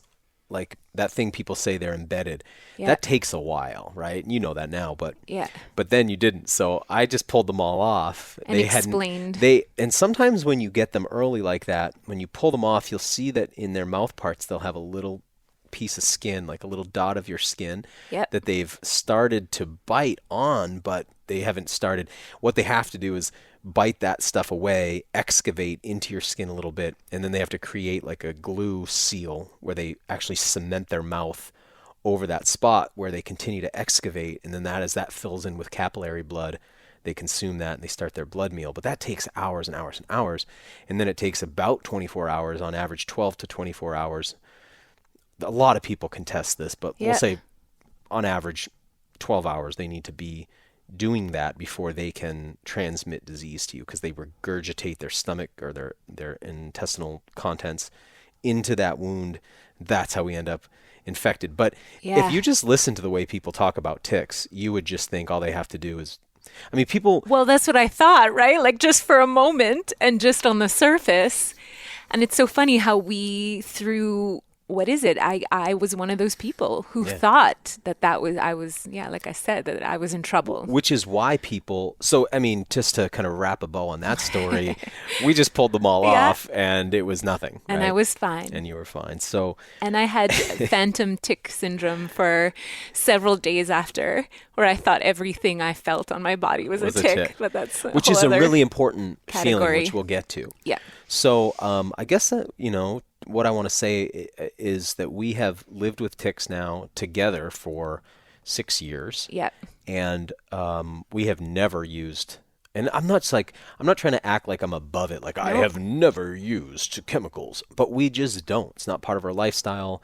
Neither one of us wants to do this is toxic to me, but it's more toxic to ticks. With the amount of time we spend in and around ticks, we would have to use so much of this stuff that I feel like we would be sick exposing ourselves to a lot of these dangerous chemicals. The other thing you see people doing here, though, is you'll see them wearing, like, they'll have their shoes, then they'll have their white socks pulled up over their pant legs, and they'll have their shirt tucked into their pants. Sometimes they'll have gloves up over their shirts. Rubber boots and on hot days. Yeah, all this in the summertime. And it looks, first of all, they look like such nerds to me. It's like looking like the worst kind of tourist. It's like a tourist in the woods, Right. And I understand why people do it. And for if you're listening going like, I don't get it, it's because that way the ticks can't get under your clothes, which they do. It's a legitimate preventative measure, but it's one of the things you'll see if you pick up one of those, like, guide to avoiding ticks, is they'll tell you to do that, and they'll say wear light colored clothing so you can see them. Sorry, I interrupted you. You were saying? No, but then you're just so disconnected from the beauty of being immersed in nature and feeling like plants and earth beneath your feet. And me, like, if we're in the woods, right, and you and I come across, like, let's say we come across a gurgling brook and there's like a pool, I'm the type to go like, let's get naked and get in that. Yes. And then I might say, hey, let's make love right here. And then I might be like, hey, let's lay out on this rock and suntan for a while. Like, I'm not the type to live like that. I just don't want to live like that. Yeah.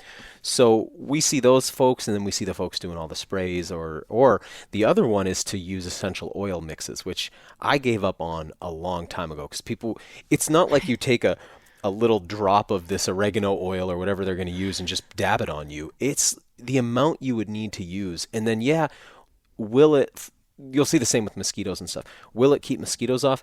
Yeah, for like 5 minutes. Right. So I have done this, let's say fly fishing, where it's like in the spring, the mosquitoes are just thick as thieves, and you're like, I need something, because it'll get so bad sometimes that because you and I also don't use bug spray for bugs either. Right. We just never do. I'm not above it, just we never do.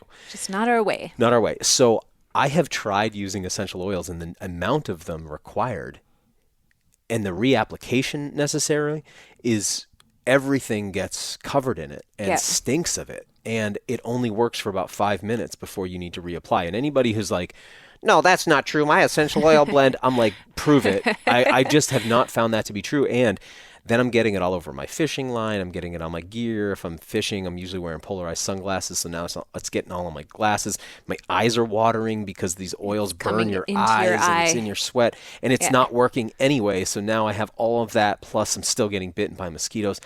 I just would rather just live with it, just deal with it. So for us, it's just been a integrated lifestyle with ticks. They're part of our ecosystem. Yeah. And, I want to kind of go through maybe how we deal with them because they get on us.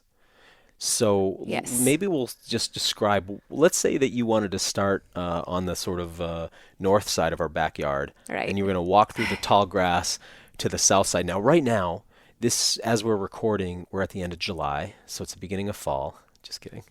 I know you hate that idea. No, not yet. It has been really nice, though, feeling like the beginning of fall. I'm not so ready. It's late summer right now, and there's this lull. I haven't seen it. In the last few days, I've seen 1 or 2 ticks. Right.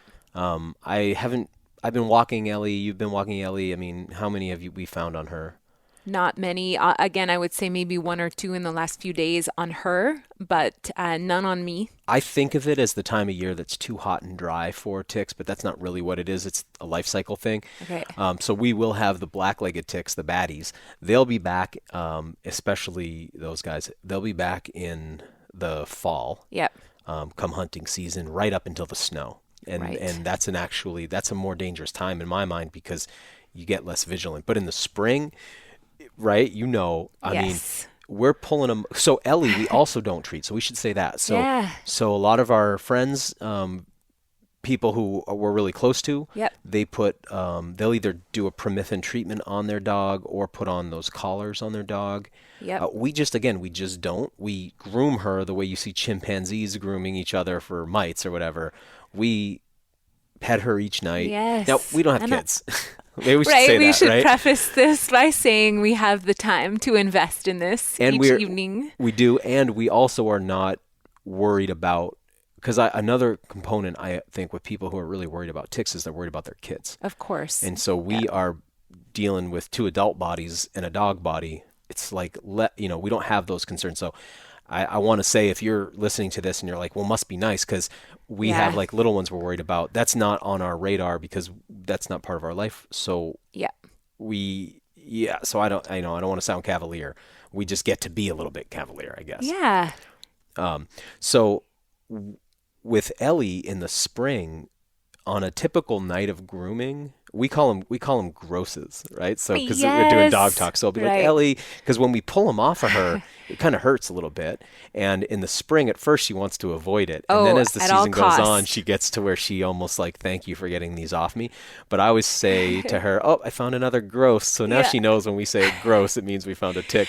And she wants to smell it, each one. Yeah. So you pull the tick off, and it's funny how over time, your fingertips become so sensitive that if you feel like a little scab or a wound from where we've already pulled a tick, in your mind, it's like, oop, that might be one. And as we'll talk about, if you think there might be a tick, just check it. Yeah. We always check it. We never ignore signs of a tick. Never ignore it. That's part of our no chemical strategy.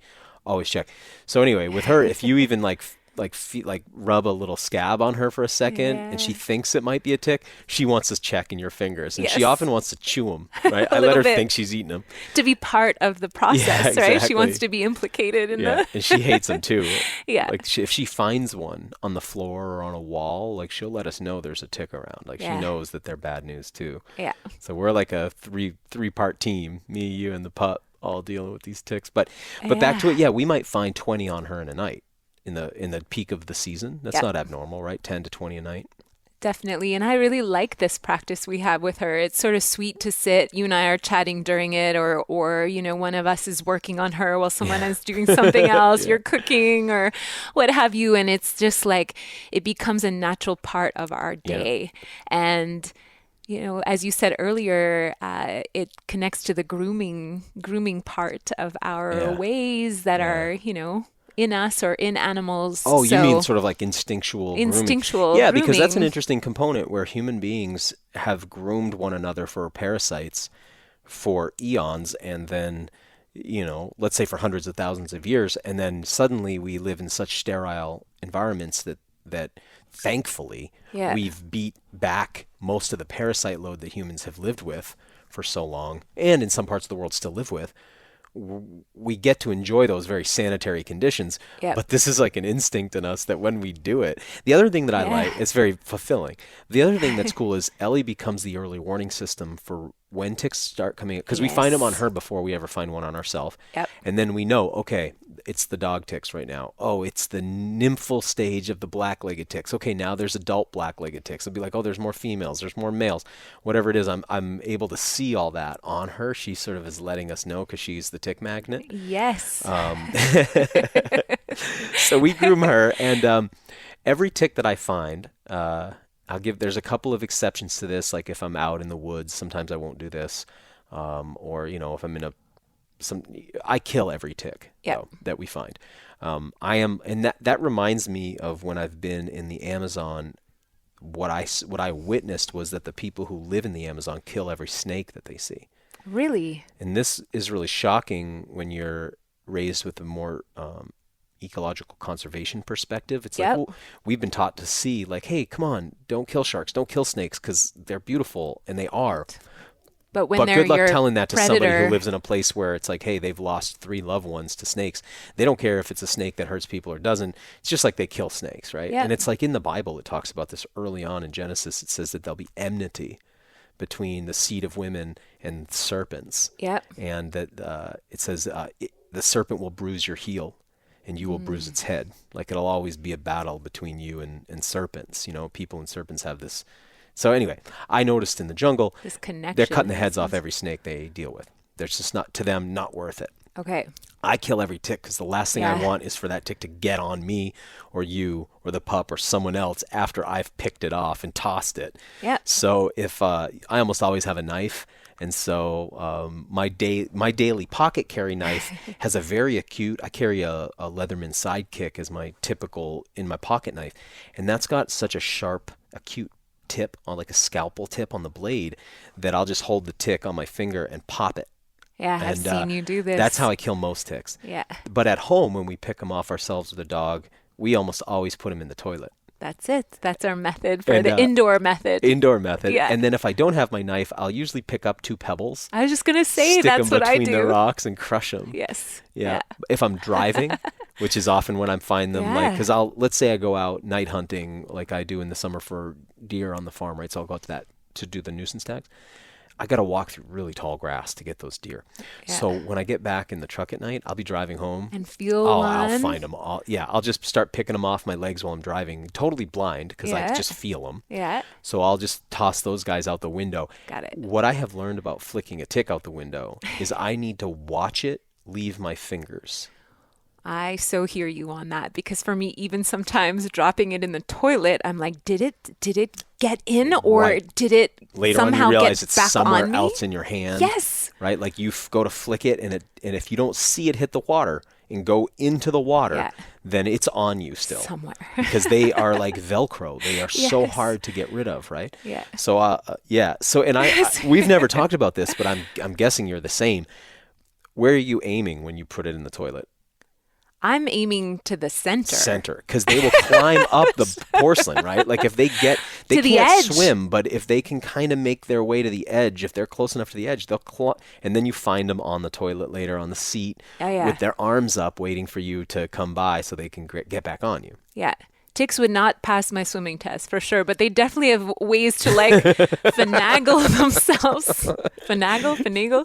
themselves to the edge. Yeah. I've seen them even from like a little bit further than the edge. It's interesting when you get one that's had a blood meal though, like because we never get one on us that has a blood meal. We check too much, which we should go into next. But if we pull one off Ellie that's gotten any kind of significant blood meal, they aren't buoyant anymore, right? So the ones that haven't fed, you throw them in the toilet, they float. And so sometimes like I'll go into the bathroom, there's like 6 of them floating in the center of the toilet. But the ones that have fed, they go right to the bottom and you're like, they sink like rocks, right? So earlier I mentioned that a tick needs a significant amount of time to be on you in order to infect you with something it's carrying, with some exceptions. Powassan being one, but it's very rare. So our method has been primarily to check ourselves at least twice a day when we go to bed, so that I know that if a tick's been on me at any point, I'm going to catch it before I go to bed. Yep. And then when we wake up, again, you check. That way you know, hey, it's only been 8 hours. Maybe if we've had an awesome night, it's been 10 hours. So if I catch it before then it never has enough time on me to be a problem. But in reality, in peak tick season, how many times do you really think you check in a day? Oh, I'd say probably up to 4 or 5 times. Same. And then as I was, speaking of earlier, during that season, I tend to think I feel ticks more often. Can we come back to that? Because that's important, probably the most important thing. So let's anchor that, because I want to come back to that, but I want to stick on this mirror thing for a second. Yes, right. So we keep a full-length mirror in our bedroom. Yep. And there's one in your office, and there's one in the basement here, which during tick season we give, because we're sitting right now in our spare bedroom. So I record in here, but our guests stay here too. And so we'll give them a mirror and explain the whole routine to them, because when we moved here, you were still coming back and forth from Canada. So I was living here alone, and except for on the weekends and on vacation. You have summers off then, so. Yeah. But I was working on that a TV show that never manifested, but working on it, and had a guy out from LA, and I remember he got here. It was November, and he thought for sure, fine. Like as if there's ticks. It wasn't even on his radar, really, or mine at the time. He was so immersed in the city life, and the TV industry is pretty brutal, stress. So he walked out into our backyard, and I think he just laid down in the ground. He just laid down and like felt the earth for the first time in who knows how long, and just had like his moment with like connecting with the earth, right? But in the same way that would be silly in, let's say,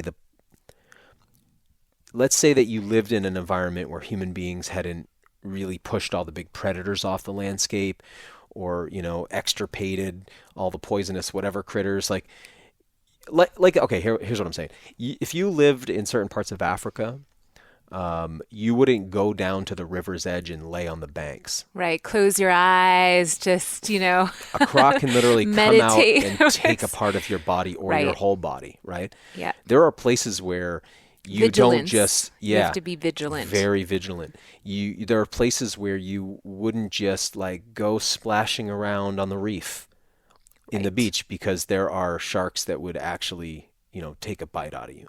Yeah. So this has been most of human history, is being careful in your environment. You look at the other day, you and I got very close to that snowshoe hare that was in the Yeah. grass, and it hit. And I remember you being like, "It's letting us get so close," and I'm like, "No, it's freezing because it thinks if it doesn't move, we won't notice it." Yeah. It's the most fearful animal in the woods. It's afraid all the time because it's got really no defenses. It tastes great. It's a pretty good sized meal, and everything wants to take a bite out of it, right? Yeah. A lot of history has been human beings needing to be very careful in the environment because we're pretty soft, and we don't Right. really have that good of a defense system. Now we have better defenses, and we've changed the landscape a lot. But anyway, this idea of going to just lay out Is newer to it's a the. little bit. It's pretty luxurious, right? I love doing it. It's awesome. You and I spent Yeah. some time this week just laying out in ways that in much of human history wouldn't have been maybe so Possible. safe, right? So anyway, he's going out to have his moment. I get it. But the next morning he wakes up, comes upstairs, and he's like, "Hey, should I be worried about this?" And he's got 2 black-legged ticks embedded in him. And it's just yeah, you probably should be worried about that. How long have they been on you? He's like, "I have no idea." And of course, because he didn't do a night check and a day check. So since then, Yeah. we provide a mirror and we explain all this guests. to people. So I don't mind scaring people a little bit. I remember Arthur at one of his workshops one night.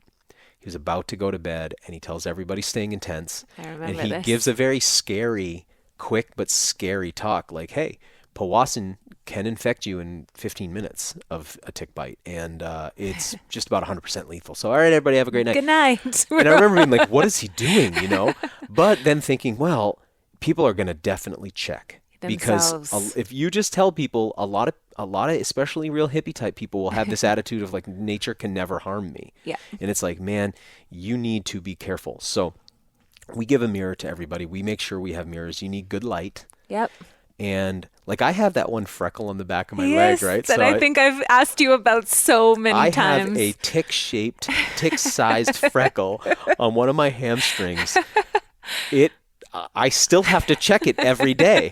I think, what if a tick sets up on top of the freckle? I can't ignore it, right? Imagine. So we're checking, and when I say checking, I mean intimately every part of your body, Every nook and cranny. and that's in particular where they go, is into your nooks and Yes. crannies. They're very good at Yes. setting up in places where you can't reach or see.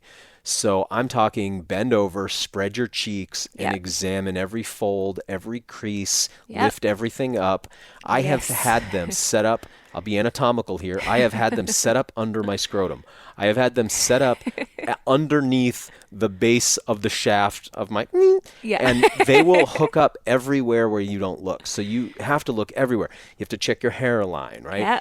It's great to have a partner who can check for you. It's that anything that you feel you're like, it's not worth ignoring. Right. You have me check stuff that I Check. constantly not a You're tick, not a tick, not a tick. In not a fact, I don't tick. think any of those have ever been a tick. Never. But we don't risk it. So again, if you want to go, If I want to ask you, you still answer and you'll still Right. honor me in that moment. 'Cause we just take it serious. Yes. Yeah. right. So if you want to go the no chemical route, Yeah. that's what we think. You need to be that vigilant at Yeah. least twice a day Yep. in the mirror. Now, have you noticed a couple of months ago when it was the thickest part of the tick season, I was in the mirror, you were in the mirror just throughout the day. Yeah, Like several 5 times. sometimes, that might even be a little bit low. Especially if we're in and out of the backyard or we're foraging or something like that. Yeah, we I might come check in- myself 15 times in a day. Yeah. just going back and forth. And it's so hot that a lot of times, you know, in the house, we might be naked in the house, or we might just be wearing really light clothes. So it's just drop your clothes real quick, do a quick check. Sometimes I'll do a partial check. Yeah. Like I know that in an hour or two, I'm going to do a full check. So I might just go check my legs or. Yeah, quick one. Yeah, quick checks. Quick tick check. Quick tick check. But then now, where I haven't seen a tick in a while, I'm way less vigilant. Are you noticing that? I mean, have you checked today really, or? I haven't. I was thinking about that earlier this morning and how in the thick of it, you know, you were saying we're checking. To some people that might sound like a lot or a bit daunting, but it really just becomes a natural part of your day. Yeah. It becomes like, okay, like you have to go to the bathroom or you have to drink some water and you also have to check your body. Yeah. And it becomes like part of your routine. Yeah, it's not a big deal to check your rearview mirror when you're driving. You do it 150 times, you know, on a drive. You don't think like, oh, what a pain in the ass. I have to look behind me again. Yeah. You just get into where you're like, for safety's sake, you do all these little things. So I noticed that Ellie is, like I said, our early warning system. Yeah. So when Ellie starts to get ticks again, we'll start checking in the mirror again. But during the thick part of the season, another thing that will happen is, you know, we might be laying there in the dark next to each other in bed, and then I'll be like, baby, I'm sorry, I didn't do a tick check. I got to turn the lights on. And we, again, it's a place, it's never like, oh, you know, it's like, yes, of course. That's the worst though, when Get you're like out. getting to sleep and you realize you're like, you lay in bed lights. like, oh, maybe I'll just check in the morning. And then you're like, it's not worth it. I have to check. And the intimacy, though, that comes with that, I was thinking of that the other day, too. Looking at your own body every day, twice, 3 times, 4 times a day at certain parts of your body that you don't always look at every day, twice, 3 times a day. There's something that develops there, an appreciation for your body that you're like, and a comfort with your body. And a comfort, right? A lot of times when people tell me that they've had, they got Lyme from a tick or another co-infection. We call them co-infections. They're obviously all individual infections. I don't like that language, but it's gotten into the lexicon. So we'll say anything outside of Lyme is a tick co-infection. Like, well, they also have this. It's like, yeah, but that thing can be really bad too. Yeah. But a lot of times when people tell me their stories, I'll realize that they don't look at their whole body. Right. And I take for granted that I look at my whole body multiple times a day, and that we spend a lot of time without our clothes on, just around the house. Like, it's not a big deal for us to be naked. And I realize that's not in everybody's family culture. Yep. Or maybe because of kids too, which I understand. Again, of course. Please give us some leeway here because of our unique lifestyle. But because of that, we could be naked hanging out around the house, or wearing just a pair of light shorts or whatever, underwear or whatever. So you get very comfortable with your body. We also don't use an air conditioner. Right. So we've never used air conditioning in the house. So, if it's hot out, it's hot in. And when it's hot out, it's usually hotter in. Yeah. So for that reason, we're constantly monitoring. But somebody will tell me, I had a tick bite on the back of my knee. It's like, man, you don't look at the back of your knees. Right.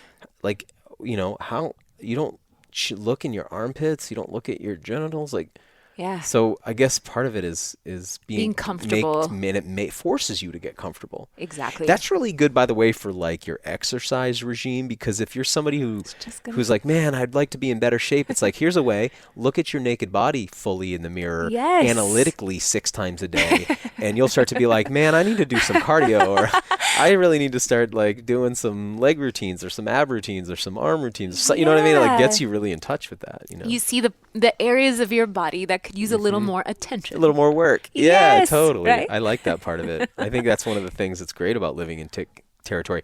Our friend Luke Story, who's been on the podcast and whose podcast I've been on, his partner Allison just published a book called Power Animals. I think that's the title. Yes, I believe so. Each piece is on another animal and sort of like what the symbolism and archetype of that animal is, and what sort of the meaning in our psyche of that animal is. And she reached out and said, hey, would you be willing to write a piece? Contribute. Would you want to contribute to the book, which was really nice. And I remember she had this list, here's the animals people have already chosen. I remember looking at that, and it was like all the stuff you'd expect to be chosen. Like, here's the stuff that's not available, right? So it's like eagle, tiger, lion, elephant, like all this, the really cool, charismatic animals that everyone wants to be like, that's my totem. Yes. You know? I remember looking at that for a while and I was like, I want to write about something obscure. I was like, has anybody chosen ticks? And she's like, nope. You know, it's like, can I do that? So I wrote a piece about physical intimacy with yourself and with your partner, and about how we now live in an environment where we don't fear these big predators anymore, but we do have fear of these small creatures, and how the power of that animal is that it teaches you that physical intimacy with yourself, because you constantly have to check yourself, be checked by others, and check others. And so it's a very powerful part of our relationship. These ticks have brought us even closer together. Right. In a way that a lot of couples wouldn't get to experience. Yeah, because often intimate moments happen in different contexts, you know, with certain lighting and in a certain certain environment. Yeah. But then, you know, here we are in broad daylight bright lights, exam, right? Exactly. Yeah. But we want to care for each other. Yeah. And take care. Yeah, we want to take care of each other. And avoid the catastrophic. I mean, you know, as anybody who's had a Lyme infection knows, it can be catastrophic. You hear a lot of different stories. Yeah. And probably the most fearsome thing is the undiagnosed Lyme, you know, an infection that, you know, I've talked to scientists and I've heard a range of opinions about this. The modern medical establishment, the AMA anyway, doesn't currently really recognize this thing we call a chronic Lyme infection. In other words, a Lyme infection that can't be beat by just a simple dose of antibiotics. Right. But a lot of people claim that they've been dealing with Lyme, or at least dealing with the aftermath of Lyme, for a very long time. And I've watched it really, really harm people from like nervous system damage, brain damage, tissue damage in joints, loss of vision, all kinds of things where it's like not worth it. That's why laying in bed and being like, oh, I didn't tick check. It's like, I'll get up, I'll do it, because it's not worth it. Right. So it's like, hey, if you're embarrassed about your body a little bit, what's worse? You, and really, ultimately, it works on that side of yourself. You become not embarrassed about any part of your body through this practice. Right. You know, it really helps in that regard. Right. Yeah. And it's not like I'm not a Calvin Klein underwear model, right? You're not on the Swedish bikini team. To me, you are, baby. Right. To me, you are. But we take good care of ourselves physically, but it's not like I wouldn't be comfortable to just get up and have people analyze my naked body. I mean, it's not what I'm looking to do with my time, you know?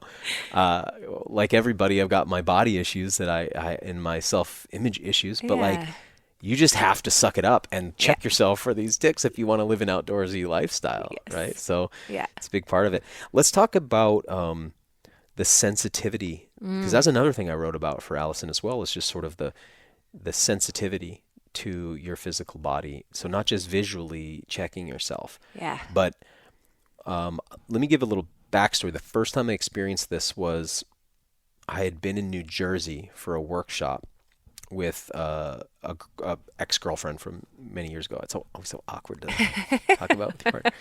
So, but we were in bed that night and I asleep, and I woke up. I felt something on me. I wasn't really aware of ticks at this time. They hadn't been an issue yet here. This is a long time ago, probably like maybe 15 years ago or something. But I woke up and just reached down and I find this little black-legged tick. And so I wake her up and I go, hey, I just found this tick on me. She gets up and finds one, ends up she got Lyme from it. Oh, wow. And so, and then I watched her go on to a course of doxycycline at the doctor's recommendation. So doxy is the generally prescribed antibiotic for Lyme infection. Yeah. I remember that it made her photosensitive and that her hands, from driving her car, the sun through the windshield on her hands, her whole fists blistered from the doxy. I've watched other people take doxy and get real bad stomach pain from it and not even be able to complete the course. Now, I keep doxycycline in our fridge. Yeah. I keep a little bit in my backpack. I gave it to the friend from LA who came out here and had those too. Yeah. What I always do is give people, I gave it to a friend of ours in town recently. Paul. Yes. If somebody comes to me and says, I just got bit by a tick, I don't know how long it's been on me, I have a couple of kind of go-to things. I say, hey, I have doxycycline, and I'm happy to give it to you.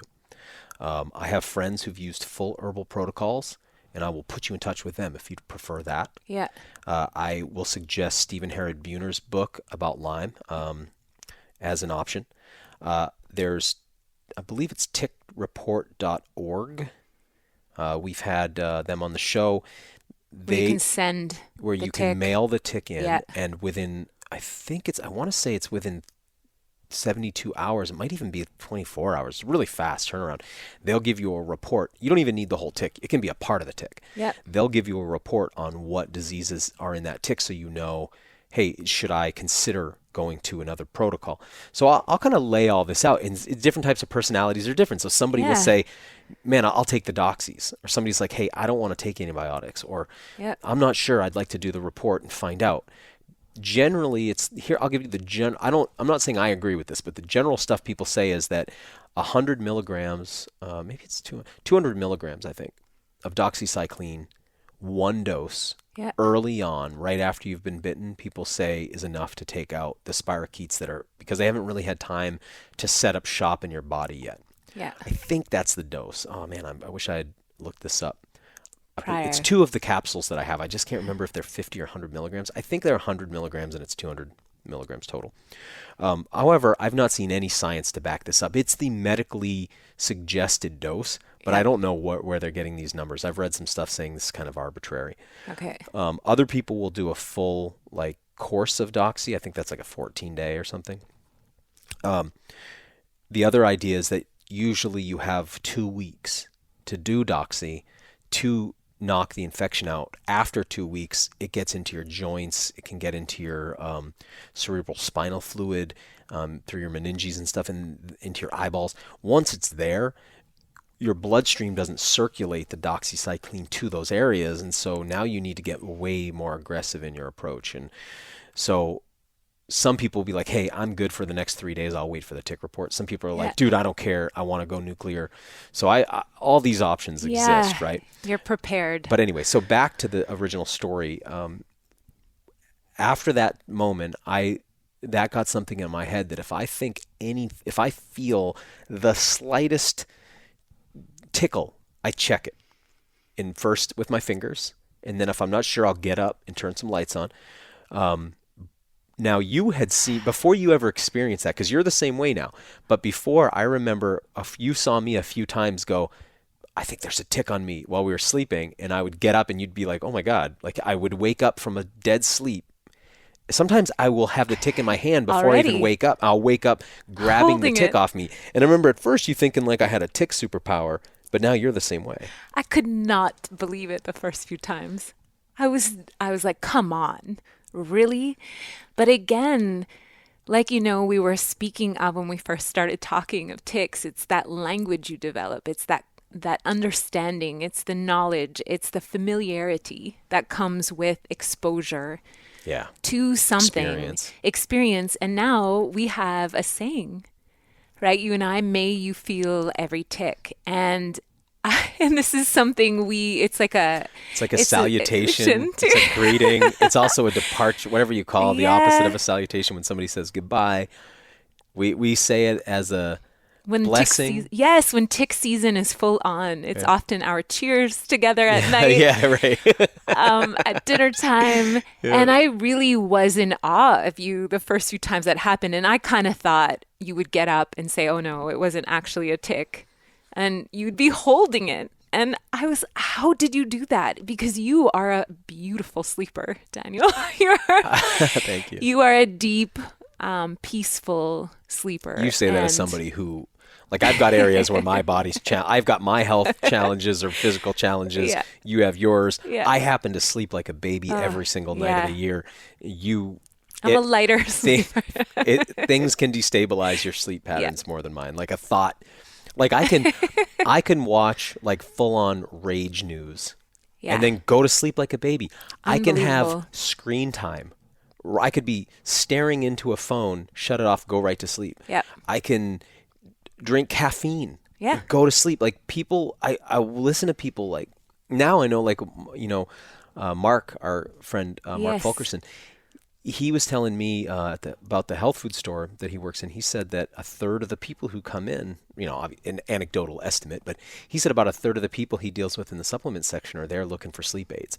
So I wasn't even really aware of that, to be honest, until sort of seeing that, you're challenged by that. Yeah. And so I just, knowing what a great sleeper you are, I couldn't believe that you were able to do that. But it just comes from, what would you say it is? Trusting it's like my instincts.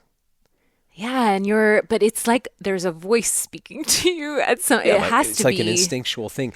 I have witnessed over the years, and partially the way I grew up, and partially because when I wasn't going to high school and college like a lot of people are, I was living on my own, learning to trust my instincts. Yeah. Spending a lot of time in the woods, spending a lot of times at the seashore, spending a lot of time in nature, and learning. Like, I always had this idea that if I let my body tell me what I want to eat, if I let my body tell me when I want to sleep, that it knows better than my brain does. Because my mind, I should say, not my brain, not the physical organ, but my mind is contaminated by a lot of sociological and educational things that may or may not be true.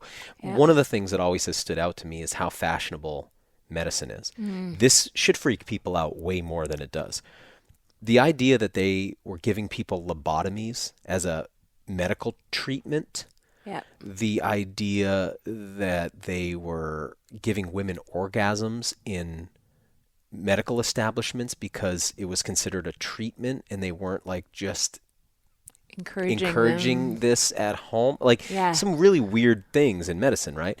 I think the lobotomy is probably a better example, where it's like they were actually like damaging people's frontal lobe and they thought this was good for them. The leech treatments, stuff like that, certain right? things when women were birthing too, right? Like man. Certain medications that women were given. I think you're talking about the twilight sleep, right? When they would give women scopolamine, which is like a nightmare hallucinogen.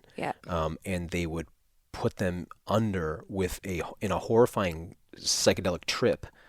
Then they deliver the baby under the influence of that, and obviously the baby under the influence of that. The women would have to be tied down, but they would use sheep's wool to not leave marks, so that their husbands wouldn't see these bruises. They would blindfold them. The idea was that you would be you would wake up the next day with amnesia. You wouldn't remember the birth. The idea was like that way you don't have to feel the pain. Well, that obviously was eventually banned, but this kind of things that have happened in the past. Wait, how did we get here? What were we just saying? Well, about instincts. I've just learned I learned early in. Like I remember I broke my tib-fib up so both bones rotationally in the mountains on a winter hike. Like more of like a mountaineering thing. And when I got back, it was a long rescue thing, but when I got out, the idea was we're going to put pins and plates in your leg. And I was like, no. And they were like, what do you want to do? I was like, I just want you to like push the bones back into relatively the right place and cast it. And they were like, they didn't want to do that, And I was like, I don't want pain medication, anything. They were like, what are you talking about? I was like, I've always been like that type of person, right? Like I don't want to I only want to use these things as a last resort. So I had them push the bones back. I had them cast it. Now, like any injury, I still have issues from that injury, but I don't have a bunch of metal in my leg, which I know also I've learned over the years people wish they didn't have those, right? So I've learned to trust my instincts in that way.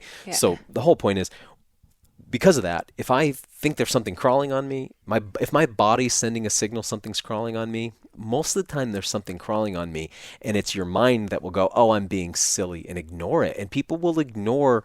And what I've learned is that a lot of times when you reflect back on when something went really wrong, or you made a really bad choice, like you spent money you shouldn't have, or you took a loan you shouldn't have, or you there's something in you. And then you look back and you go, man, I knew it. If I just listened. Your instincts. Yes. And I hate the feeling so bad of going, I knew and I did it anyway. And then I got hurt, or I did it anyway, and then I lost out, or I didn't listen. And yes. So I've learned to listen. Yes. And that's how I first started to be able to feel tics, because I just don't like to not listen to that voice. Yeah. So anyway, go on, because you now have that voice. Well, that's it. I anyway. mean, I was just so in awe of this, seeing you do this. And then, now I am as well. I think this season, I would say, was the first time, or was it like it was a breakthrough season? Because you woke up many times in the night with tics in your hands. Yes. Many times. Or would be just like getting up to have some water in the night and, there's a tic, and I would put my hand right to it on my calf or my thigh and just like, there it is. Yeah. That also amazes me, right? The idea that you're in darkness and your hand just goes directly to it. Right. And so over the years, my comfort in nature, my ability to withstand knowing I have tics on my body and that I know it's okay until I get to a place where I can remove them, right? Get under my clothes. All of these things have grown for me over the years. And now that I'm at the stage where I can sense, feel, sometimes I'll be sitting doing work on my computer and I'll feel what I think is a tic on my neck. And then I go to feel in that area. I don't feel anything. And then but I'm like, there was something. And for me, sometimes it's a matter of time before it appears in a place on your skin where you can grab it and feel it. That's an interesting component here too. I don't know if this has happened to you, where suddenly like you know there's an entity. I don't know if that's the right on your body, and you're not sure. So there's the level like you're expressing where your hand, like we're talking about, where your hand goes right to it. Yeah. That's it. But you subconsciously know that there's an entity on your body. And again, it's easy sometimes to be like, it's not there. Okay, I'm just going to go on my way of whatever I'm doing. But then it's, no, there is. I know it's going to appear in the right place at the right moment. I have to keep rechecking. And then often, like a few minutes later, it's on my shoulder and in a place where I'm able to grab it. Because it's easy to understand how, so a little bit about how tics work. They have what scientists call it a questing behavior. So they move upward. They tend to track up. You don't find many tics crawling down you. You find them crawling up you usually. Right. What they're doing is, and I've took you out to the backyard to show you this, where I'll be like, check out this blade of grass, and there's 4 or 5 tics on there, and they've always got their 4 legs. They're arachnids, so they have 8 legs. They'll have the frontish legs up in the air, and they're waiting for an animal to walk by, and they'll kind of snag and grab on. And once they get on, they're pretty hard to shake off. They don't fall off of you. No. Once they're on, man, they glom on pretty good. So they're not jumping though, which no, I'm so grateful for. Thank you. That's what I'm about to say, because people, you can understand why people think, you'll hear people say they drop down onto you from trees. They don't. I thought that. It's understandable because suddenly it's on your ear or your neck. And you didn't feel it crawled all the way up there. That's what it's like. Now it may have, let's say it was on Ellie, on her fur. Okay, yes. And maybe you brushed by and now it got on your arm. And so it's not maybe started at your ankle. Right. But they don't drop down on you. They don't jump. But you can't be faulted for thinking that if you don't know, because the way that they suddenly show up on parts of your body. The other thing is, like, when you go do a tick check and there's nothing, and then an hour later, there it is on you somewhere, and you're like, where did this thing come from? Yeah. It's almost like you could almost imagine that they puff in and out of this dimension. Visibility? Yeah. Yes. Yeah. Either they have like an invisibility thing, or like they're on this arm and then poof, they're gone and they show up over here. Now, obviously they're not, but it feels like that. Yeah. The other weird thing I'll notice is like, where are they coming from when all of a sudden there's a tick on the doorway or there's a tick on the wall? Like, we find them all over the house certain times a year. Yeah. You just are like, there's one there on the wall, there's one on the bed. And I don't know how they got there, because like they don't fall off easily. So somehow they've gotten into the house. Maybe they're on our clothes. Yeah. And you they know, get transported that way. Because I also know in the peak of the season, I check my clothes too. So I'll take my clothes off, check my body, then I check my clothes. And remember the other day I was like, check this out. And I showed you right at the deepest part of the crotch of like the gusset of the crotch of my shorts. Yeah. There was like a bunch of them right there. Yes. So, because they had quested up to the highest point they could get. And then from there, they would have had to crawl around either the butt or the crotch of the pants. But I'll even turn the clothes inside out and check inside because they're in there a lot of the times too. Yeah. So maybe we throw our clothes in a heap and then they crawl up the wall. But you're like, where do they come from? How? Well, you know, as I was, we were talking about earlier that I went to Montreal recently to visit my mom. I hadn't seen her in a year and a half after everything that had been going on, and had to do that quarantine for 2 weeks where I didn't see a tick.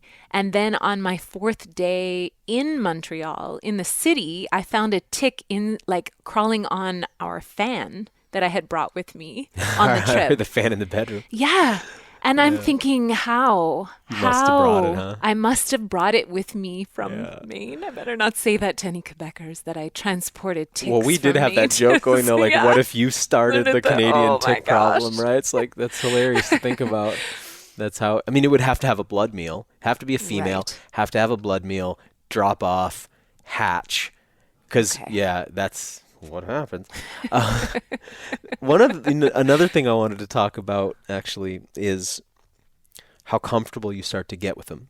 Because when you first get exposed to ticks, the idea of one being on you gives you that, like, heebie-jeebie feeling, right? You're like, get this thing off me at all costs as fast as possible. Yeah. Over time, I'm now at a place where I'll be driving and I'll feel like, oh, there's one in my inner thigh, let's say, and I just can feel it's there. And I'm like, I'll get him when I get home. Yeah. I get to where I'll be like, there's 10 on me. I'll get them when I have a time. Yeah.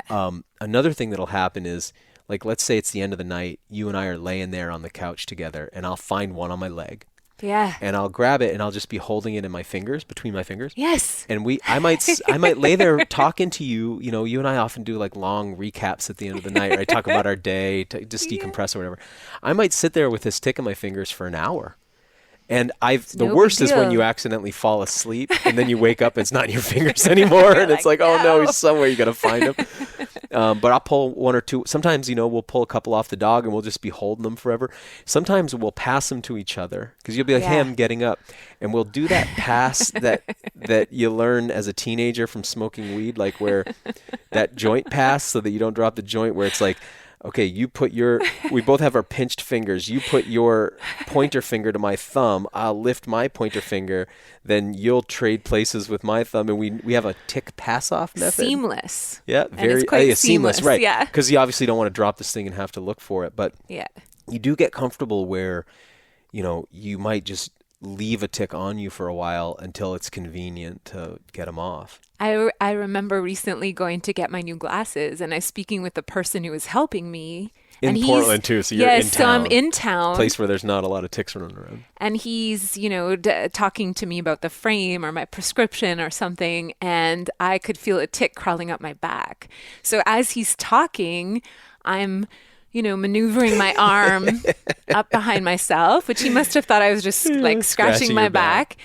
And then I pull it off and I'm holding it and he's still talking, but then his eyes are starting to glance over to my hand, but I'm just listening, right? And he's looking at my hand, I'm looking at him. And then I said, oh, yes, I'm so sorry. I have a tick. Maybe I should go bring it outside. I just found a tick on my back. And he's looking at me like, how, first of all, where did it come from? And how did you feel that? And why are you so calm about it? Right. Because my first memory of ticks, the first time they came into my consciousness as a organism, it's a memory of my mom and my stepdad. We lived in like a split level house. We lived in the bottom floor. I grew up, we always rented. Remember we were in our apartment and they found one on my little brother. He was, at the time, he would have been like 3 or 4 or something, young. And they panicked. And I remember they dropped it. And I remember that they couldn't find it. Yes. And they got it in my head like that it was like a horror movie thing where they moved at like high levels of speed, like as if it had scurried like a spider somewhere. And I remember them freaking out and making this thing about it, like as if ticks caused instant death. Right. I mean, they really scared me. As they a didn't mean child. to, No, but it's of like, you know, you course. overhear adults, and you know this from child education stuff. You have to be so careful what you say in front of kids, because I remember this little kid's book. I don't remember what the story was, but it was about a girl who took everything literally. Oh, Amelia Bedelia. Okay, so Yes. I don't know if we're talking about the same book, but the book I had, I remember it was like, Dad said this summer he's going to paint the house, and he's going to put on 2 coats. And I remember she's picturing a house with 2 parkas on it. Yeah. Right? And every Sounds like page Amelia was Bedelia. like that. You got to be careful what you say to kids. So anyway, they left me really afraid of ticks, and then I never saw them again for decades. Yeah. But And yeah, the fear faded, I'm sure, right? Within a and then few all of a days, sudden and when I then- started to, yeah, exactly. Then I felt like Yeah. the world went back to normal, because for Right. a couple days I was afraid of them. But anyway, yeah, now when you aren't afraid of them, people think it's, because again, you'll see these people who look like they're going on safari because they're just walking on the trails. Yeah. But they got everything tucked into everything. Yes. And you're like walking off. I remember recently posting, I don't know what picture it was. I think it was a picture of me in a milkweed field, or me in a, Yeah, you did do one Was it- recently. yeah, it Milkweed, might and have there's been- fireweed too. might have been me in the fight. But anyway, I'm in like a chest high patch of herbs. And somebody wrote like, man, I don't know how you dare to even do that with ticks. And I remember thinking, oh, that's sad, because you're missing out Preventing on yourself. you're living on this planet. This is your one time to live on Earth. You want to be able to walk through fields. The idea that you're avoiding nature, and your one chance, your one opportunity to live on this beautiful natural planet. And all the goodness that brings, and all How the good I health feel in that and field. wellness. I'm that not it- thinking about yeah. the ticks. Now, I might look down and see there's 10 on me, and I'll pick them all off, or maybe I'll deal with them in a few minutes. Yeah. But I'm not going to let it hold me back from nature. It would have to be something worse than ticks for me to give up nature. That's so sad to me. And I understand, maybe that person was making a joke, or I don't know what, Maybe but not. it struck me, because that is a mentality of many of the people we encounter in our life around here. They are, it's the same with, you see people who are so afraid of the sun Right. that they aren't getting to feel the warmth of the sun on their bare skin. And it's like, man, And to receive all the medicine that comes Yeah. from the sun. yes, too, you're doing right? something more toxic to yourself. We need this on our skin and in nature our bodies. exposure. Yes. Okay, there's something else I want to say about ticks, actually, which is that I want to talk about pulling them off and how to approach this. Yeah. But first, I want to say that if you have a tick that's been on you, and it's got to do that thing where it gets its mouth parts into you, not even talking about it's not had a meal or anything, it just gets its mouth parts into you, and you pull that tick off like, oh, no big deal, it hasn't even fed, toss it in the toilet, poke it, kill it, burn it, whatever you do with ticks. I know some people like to pull their legs off and torture them. You get that tick off, that spot where he's got that little bite on you, he or she, I'll very often end up with a bump there that's itchy. It'll sometimes, depending on how deep it got its mouth parts in, I'll develop a bump sometimes the size of a pencil eraser. Right. It'll itch for a couple days. That is nothing to worry about. That is absolutely normal. So if you have had that response, that doesn't mean you have an infection of anything. I'm not saying you don't, but I'm saying that Doesn't indicate. that is just your body, your immune system responding to that organism. I like to put a little tea tree oil Okay. on those. Just I don't know. Does it help, do you think? I don't get what you describe. I don't get the itchiness. So maybe it does. Because a little I'll bit. have itchiness for days, but I almost never do anything. I'm just like also utilitarian about it or whatever. But I appreciate that input.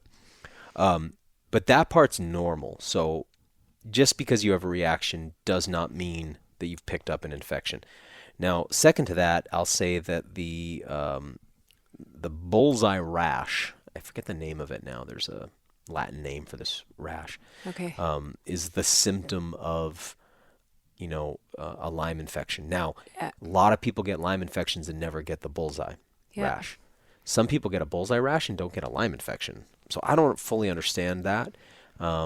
It's not a perfect metric, but that rash, people should look at images like Online go to to your search see. engine images and look at that so you see what it looks like, because I'll notice people get one of these little rashes or little bumps and they'll be like, oh my God, it's Lyme disease. And I'll be like, dude, that's not that. That's just red from irritation. So I've asked you. I think it's true. I don't tend to get it often. I think at the beginning when I wasn't putting anything on it, I got a little bit of redness, the first few when times. you brought that Virgin City skin to Tickland. Right. And I was asking you, is this the start of the bullseye? And you're like, no, you're fine, Avani. Yeah, So, yeah. right. Because the bullseye is quite a large thing, like Yeah. 6 to 12 inches or something. And it grows, right, over days? And Is I've that? never got to really witness it, so Okay. I don't want to comment on it too much. Okay. But I'll say that it's not like a little 1/4-inch red circle thing. That's like irritation. So that does not concern me too much. Now, when we pull off a really embedded tick, so okay, another thing is there's that thing like, oh my God, don't leave the head in there. That's not an issue. Right. Your body will just push that thing out like a splinter. Yeah. What you don't want is the regurgitation of the stomach and intestine contents Getting into pushed you. Right. into you. So Yes. you want to be careful not to squeeze the tick's abdomen or thorax. I don't know. It's an arachnid. I'm not sure the language Anatomy. here. But yeah, you don't want to squeeze its body. Yeah. You definitely don't want to burn it or put chemicals on it. People have all these like things, touch it with a hot match or all these things. It's like, no. Just get your thumb and forefinger, pointer finger, around it at the tight down to as close to your skin as possible. When it detaches really nicely, there's a little pop. Yeah. You know what I'm talking about from doing it on the dog, where it's like yeah. it just Whoop. it like pops right out. Yeah. But if you break off the head in there, don't worry about that. Get that abdomen away. You got to stop the blood meal. That's the key. You and I have been laughing about all the little tools that people have for this. Right. Like you go into any kind of outdoor store, you'll see like all these little products like special tweezers or these like tick keys or all these things. As folks who live deep in tick country, I mean, we are like fully in it as much as anyone in the world. We don't use anything like that. I find all that stuff such a silly encumbrance. Yeah, and apparently the woman who identified the illness that comes from the Lone Star tick. Yeah, the alpha-gal allergy. So she's known for this quote that says, tweezers are tick squeezers. Yeah. And that you want to avoid that because just as you're expressing by squeezing it too tightly, the body of the tick, which you need to do with tweezers, right? You need to squeeze. You're actually squeezing what's inside of the tick back into you. Which is how you get the infection. You want to avoid Yeah, I doing could that. imagine if I was going to use tweezers, what I'd be doing is getting the tweezers as close to the skin as possible between me and the tick, right, and pinching just like I do with my fingers, but then it's like I can just use my fingers to do it, so I don't see a need for that. Now, I had a buddy recently come over here. He's one of the ones who took Doxy. He came over with a tick. It was a black-legged tick. These are the ticks that, 50% of the ones that live around us do carry Lyme disease. Yep. That's crazy. 50%. So, I mean, if you're bit by one, man, I mean, you got a 50% chance that tick is carrying Lyme. So think about that. You could be, now that's not everywhere. That's the ticks here. But you could be, you could have an embedded black-legged tick who's had a blood meal on you, and there's a chance it doesn't carry any infections. Like you might not even have anything to worry about. That's why tickreport.org and other companies like that are great because you can find out. But that said, he brought this tick, and I looked at it and I said, man, I don't think this tick is fed on you. It's not gotten any distortion in its body because, engorgement. Like the way they look, they change so dramatically when they fill up. I mean, we'll see the ones that are like the size of a chickpea or even bigger that come off of the dog sometimes that we miss. Yeah. And they turn gray. And their legs stay the same size, but their body becomes huge. You would think they weren't mobile like that, but they are because they have to, when they fall off, they have to go crawl somewhere into the duff to lay their eggs. So anyway, they're so foul. Like we're both making gross faces right now. Truly gross. It's interesting how, you look at like, let's say a panda bear. Right now, you just get this smile. Like, oh, you look so at a cat sweet. or a dog, like they cause these good feelings to come. Now, some things, like some lizards, let's say, or snakes even, can be quite beautiful. Yeah. Even if they kind of creep you out, you can still see their beauty. Even the other day, I removed a daddy long legs from our bathroom. I don't know, there's something beautiful about them and sort of Yeah. elegant and long, and you can Yeah. grab by one leg and they're easy to bring outside, Yeah. you know? It's just a different... The harvestmen, they're called. Yes. Do you remember that meme I showed you a while back? It was two scientists, and they're like in a lab with beakers and stuff, and it says they're naming that arachnid. It's not a spider really, but they're naming it. And just one guy's saying, "What do you say we call it the long legs?" And the other guy goes, "No, that's not kinky enough." It's like, daddy long legs. Let's call it daddy long legs. It's not kinky enough.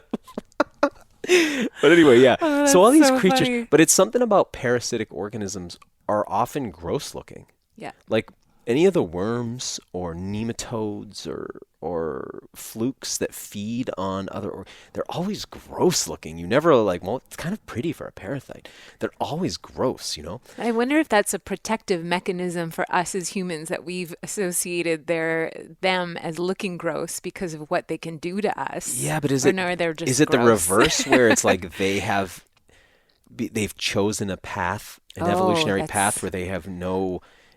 Soul. It's like such a dark path, right? Like they're not symbiotic. It's like a Right. dark evolutionary path. Like when you go down that path, do you give, like you look at some birds where they're clearly beautiful on purpose. Right. Like they, through sexual selection, they've chosen beauty. You know, you see some animals where it's like clearly through sexual selection, beauty has been chosen. Because females select the more beautiful partners. And so that leads to increases in beauty. Yep. At least as we define it.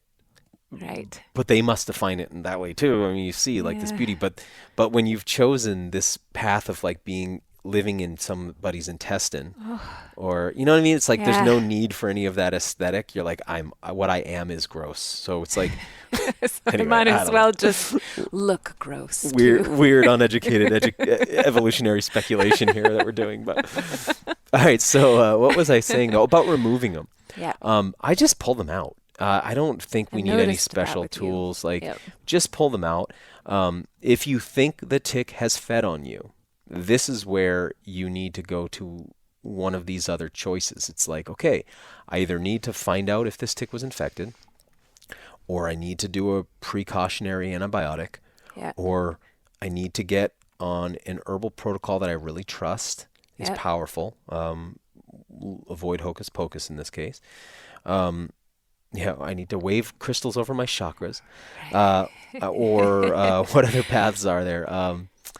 Maybe you decide to go speak to a specialist about it, but you definitely don't want to spend a lot of time in the frozen in hesitation. Yeah. You don't have a lot of time to mess around with, because these infections are really serious. Another option might be you go to the ER, or you make an appointment with your doctor and you get a blood test. Do you remember the time I had that fever and I passed out Yes. in our living room, and I Oh my goodness. And had a really bad fever, and I had this pain It was- in your neck? yeah, like it was like a shoulder tension thing that was Yeah. giving me a tension headache. And I mean, I was like sweating, and I didn't know where this fever came from, Yeah. but I was febrile. And I stood up. You were in the kitchen. I was in the living room, but it's like an open No. concept. No. I was next to you? you. Oh, I was okay. next to you because I saw one of your eyes sort of even went Veer out, up. veered off to the side. What I recall is I stood up, and then the next thing I knew, You hit the ground. I was waking up, and you were trying to stuff baby aspirins in my mouth. Yeah, And you just- were like, just- you were doing like all the The stroke checks. tests on me. And I remember you were like, and this is just, we grew up very differently in this regard. I grew up like doctors are dangerous. You grew up like doctors are my friends, right? So we have Yeah. this different perspective. And Yeah. I just am so, as you know from many years living with me, I'm the type to like, I want to deal with everything on my own. I'm Yep. very self-sufficient. You were like, we need to go to the hospital. And I was like, no way. And you were like, babe, what if you had a stroke or a heart attack? Like, Yeah. this stuff is, you can't, the more time you waste, the more damage happens. Yep. And that was the first time I had gone to a hospital in decades Yeah. for myself. I mean, I'd been plenty of times for other folks, but not for myself. And we went in, and I remember they, man, that was pretty funny. I remember because in the end, they were like, they did the 12-lead EKG on me. They checked me for stroke and heart attack. They were like, dude, you're fine. You just have a fever.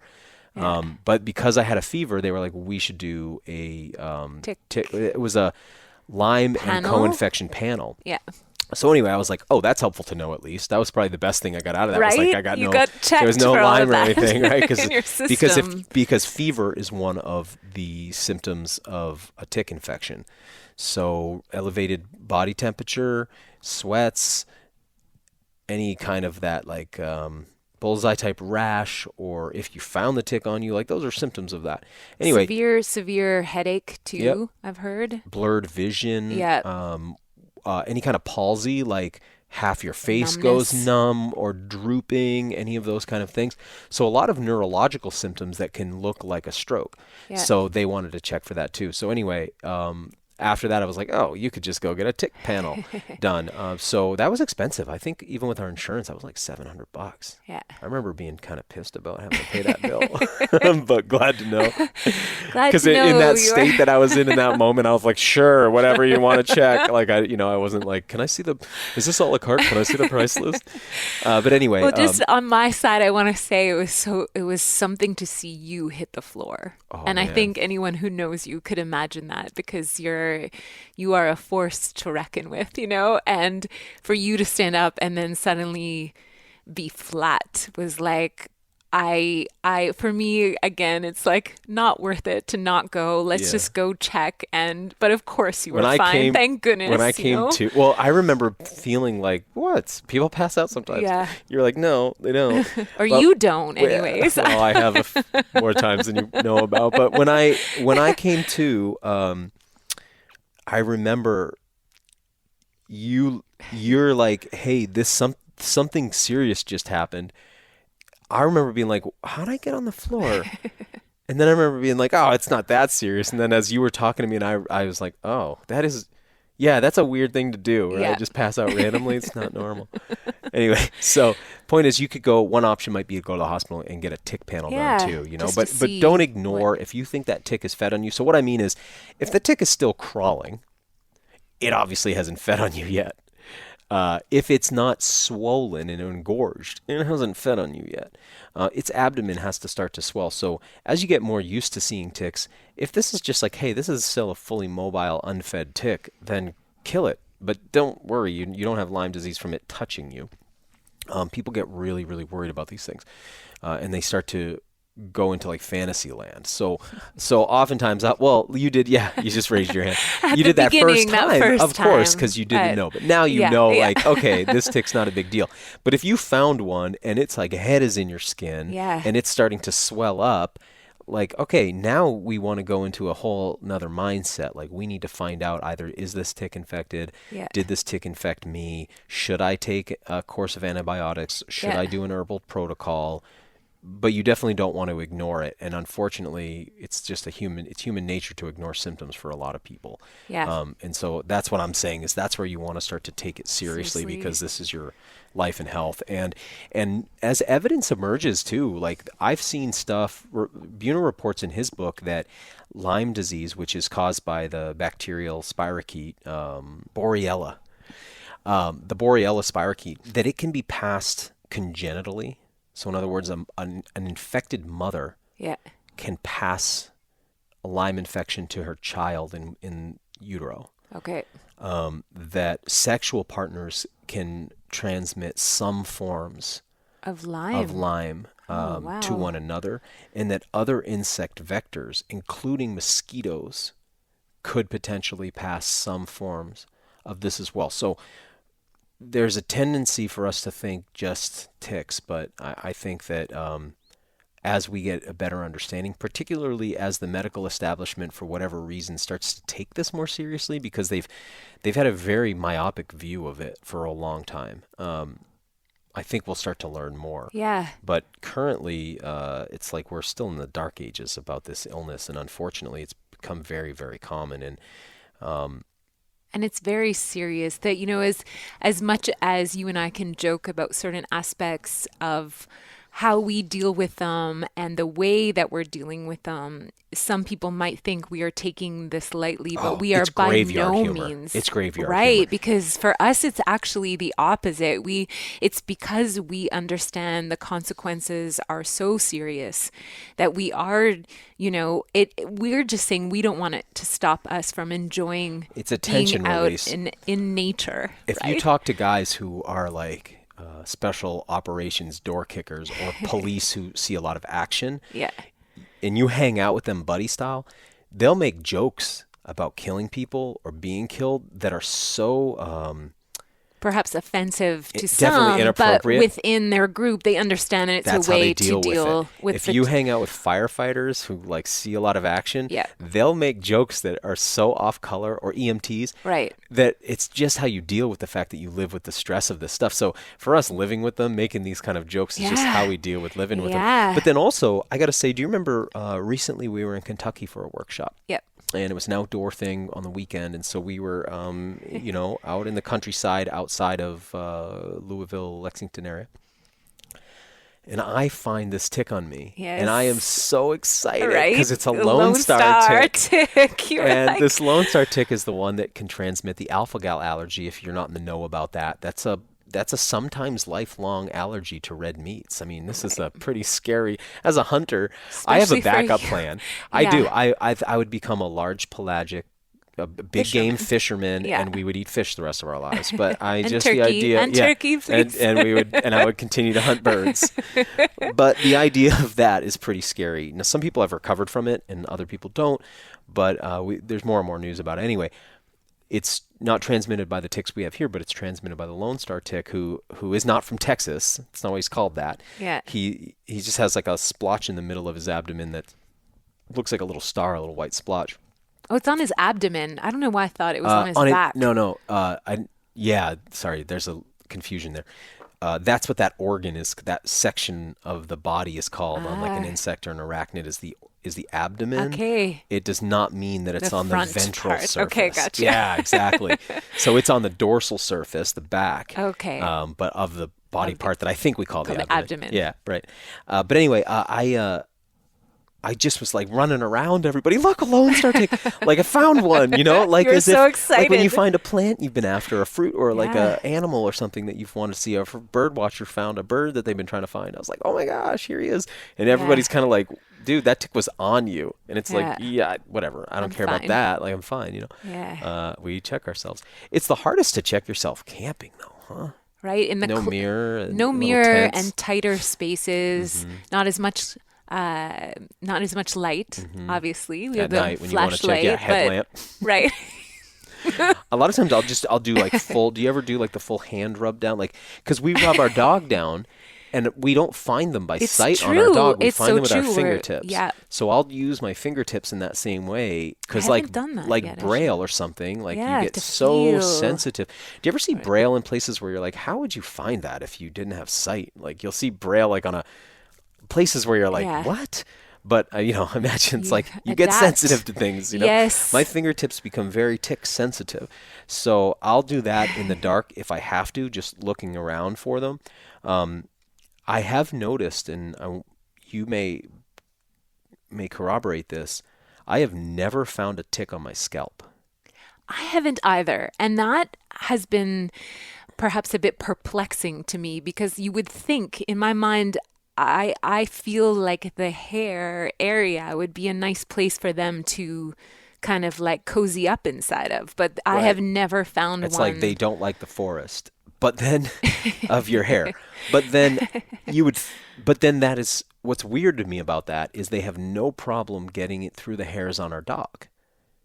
So it's not like they can't do it because we find them on our dog's skin and she's completely covered in hair, but they don't ever. I've one time found one and thankfully it was a dog tick. So, he didn't transmit anything, but he had definitely started a blood meal in my beard. Grant, the producer of the show, is Yeah. always shaving in the summer. I hate it. I'm always like, Grant, if you're listening right now, and I know you are. Is it because of that? No. He always not says he shaves it because he's afraid of ticks. No. Yeah, that's what he says. I like it when he has a beard personally. But anyway, I don't know. Not a lot of lions shaving their manes out there. But But I have love you, found Grant. We love you, Grant. we do, Grant. I'm saying this with love because you look so much better with the beard. But when I had one tick, so under my chin, that I was I was swimming, and I got out of the lake and I was just running my fingers through my beard, kind of like shedding the water off. Yeah. And I found it, and that's the only time I've had one in like a hairy part of me. Yeah. Otherwise, they're always like, I'll More find that nooks. They want to be in the nooks, like in warm little creases and things. Yes. Like if somebody was really obese, that's where it'd be like, and they were outdoorsy. Yeah. Like, those The anywhere where your skin is folded over itself, man, I would think that that's where they would get to, is like in places like that. Yeah. So, armpits, creases behind the knees. Yeah. Also they'll sometimes get in a place where your clothes are tight against your skin. So like where the waistband of I've your noticed pants that. are, because that'll feel to them protected, I think. Like they must feel the pressure and be like, okay, I'm in a hidden spot here. But anyway. Not in our hair. We leaving anything out on ticks? What have you been noticing? Wow, I feel like we've covered many bases here. This has been quite a here. season for us because we had them really fierce, but you and I were such a team this year. We dealt with them so easily, and I noticed that I have gotten over the last couple of years, but especially this year, much more. How do you say this? It's not like I didn't trust you, but I trust you, of course, but I would always want to like make sure you were good. Yeah. Whereas this year I felt like, oh man, she's got this as good as I have it now. So that's been really cool. Like now because I had more exposure to it. So now I'm like, I know you're as vigilant as me. I know you're feeling him in the night like I am. I know you're as comfortable because you'll also sit there for an hour talking to me, holding onto one while we're, in the night. Yeah. Things take time. Yeah. Right. And that's right? a really like a beautiful life lesson, I think, with anything. I think back to when I first started paddling and the way I would look at a rapid. I had no idea what I was looking at. Mm-hmm. And then with experience and time and exposure, you begin to read the water. And so for me, that's just a beautiful analogy to use throughout life. And I use it with ticks now. It's just at the beginning, I didn't know how to read them. Mm-hmm. And now I feel like this year I'm finally at a stage where I'm there. I'm there with you, and we can be good like teammates for each other. Yeah, in that's this regard. you get desensitized to it, and with exposure, and you get like stress inoculated to it. Yeah. And then I think like they are dangerous, but then you look around and you're like, how many dangerous things like people aren't usually spending a lot of their day worrying about the knives that are all around their home, or in my case, the firearms around the house, or example, there's glass in everyone's house, but they're not all like worried about it all day, like that they could get cut on the glass. Or you look at how comfortable people get driving a car that they'll text while they're driving. I would never do that. No. But better not. yeah, you look at how comfortable people get like careening 65 miles an hour, 70 miles an hour down the highway. I mean, talk about dangerous. But you get desensitized to it where it feels like everyday life. And that's how it can be with ticks. They're dangerous, but just like driving a car, but you just get to where you're like, yeah, that's just part of my environment. And eventually it stops detracting. I mean, for sure, if we could push a button and make ticks go away, we would. Yeah. Or make them go back to like 1980s levels or whatever they used to be. I would love that. But that's not happening anytime soon. It just seems to be getting worse every year right now, so much so that we joke that there's a hole to hell in the backyard and they come out of that hole into our yard where the source. But like I refuse to let it take away from my experience of nature. So if I could reduce that, I would, but I can't. So I'm willing to just let them be a background annoyance. Yeah. Like the black flies and mosquitoes and deer flies and horse flies that are part of our environment that we deal with all the time. It's just, or in their season. We just deal with them in their season. Yeah, and the key for me with ticks is to not lose respect for them. Yeah. I have a tremendous amount of respect for them, that by no means that I like them, but I respect them. Just like a hunter, I have firearms. I always respect them. Yes. You can't get casual with them. You've got to get, even when you're completely comfortable with them, that's actually the most dangerous. When you get so Yeah. comfortable that you stop, like you get so comfortable driving that you stop taking it seriously, Yeah. you have an accident, right? Yeah. So yeah, I'm really glad you said that, because it's we get used to them, but we take their threat very seriously. But more than anything, I want to say I appreciate the way they've created a lot of intimacy for us. Yeah. And in that way, they've been a blessing, really, you know? More intimacy for More us. intimacy. Thanks for coming on the show today. Oh, such a pleasure. Very Such- excited for people to hear from you. Really been I wish they could see how beautiful you are right now. I They'll have to really take my word for it. I'm so honored to be in this space with you today, Daniel. Well, to everybody who's been enjoying WildFed as a podcast or WildFed as a TV show, what's the saying? Behind every great man, there's a... probably not an appropriate saying anymore these days. But Even greater woman. yeah, There you go. but you've been I'm just kidding. you've been at the core of everything I've done with this project. You've been the support. You've been the muse. You've been the person who's made this possible. I really sincerely couldn't have done this and wouldn't have done this without you. And so thank you for the role you've played in not just today's podcast, but all the shows that I've done, because behind the scenes you've been there and you've gone through it all with me, and I love you so much. I love you so much, Daniel, and thank you for being the most amazing partner I could have ever asked for. You're welcome. Thanks for listening to the WildFed podcast. You can help us grow the show by subscribing and leaving us a rating and review. It ensures better rankings and more advertiser interest, which translates directly into better shows, more awesome guests, and a constant stream of fresh, new content. Have a question you'd like answered on the show, or a hunting, fishing, or foraging trip you'd like to host us on? Email us at info@wild-fed.com. And be sure to visit our website, wild-fed.com, to check out the WildFed video show and store. WildFed. Food is all around you.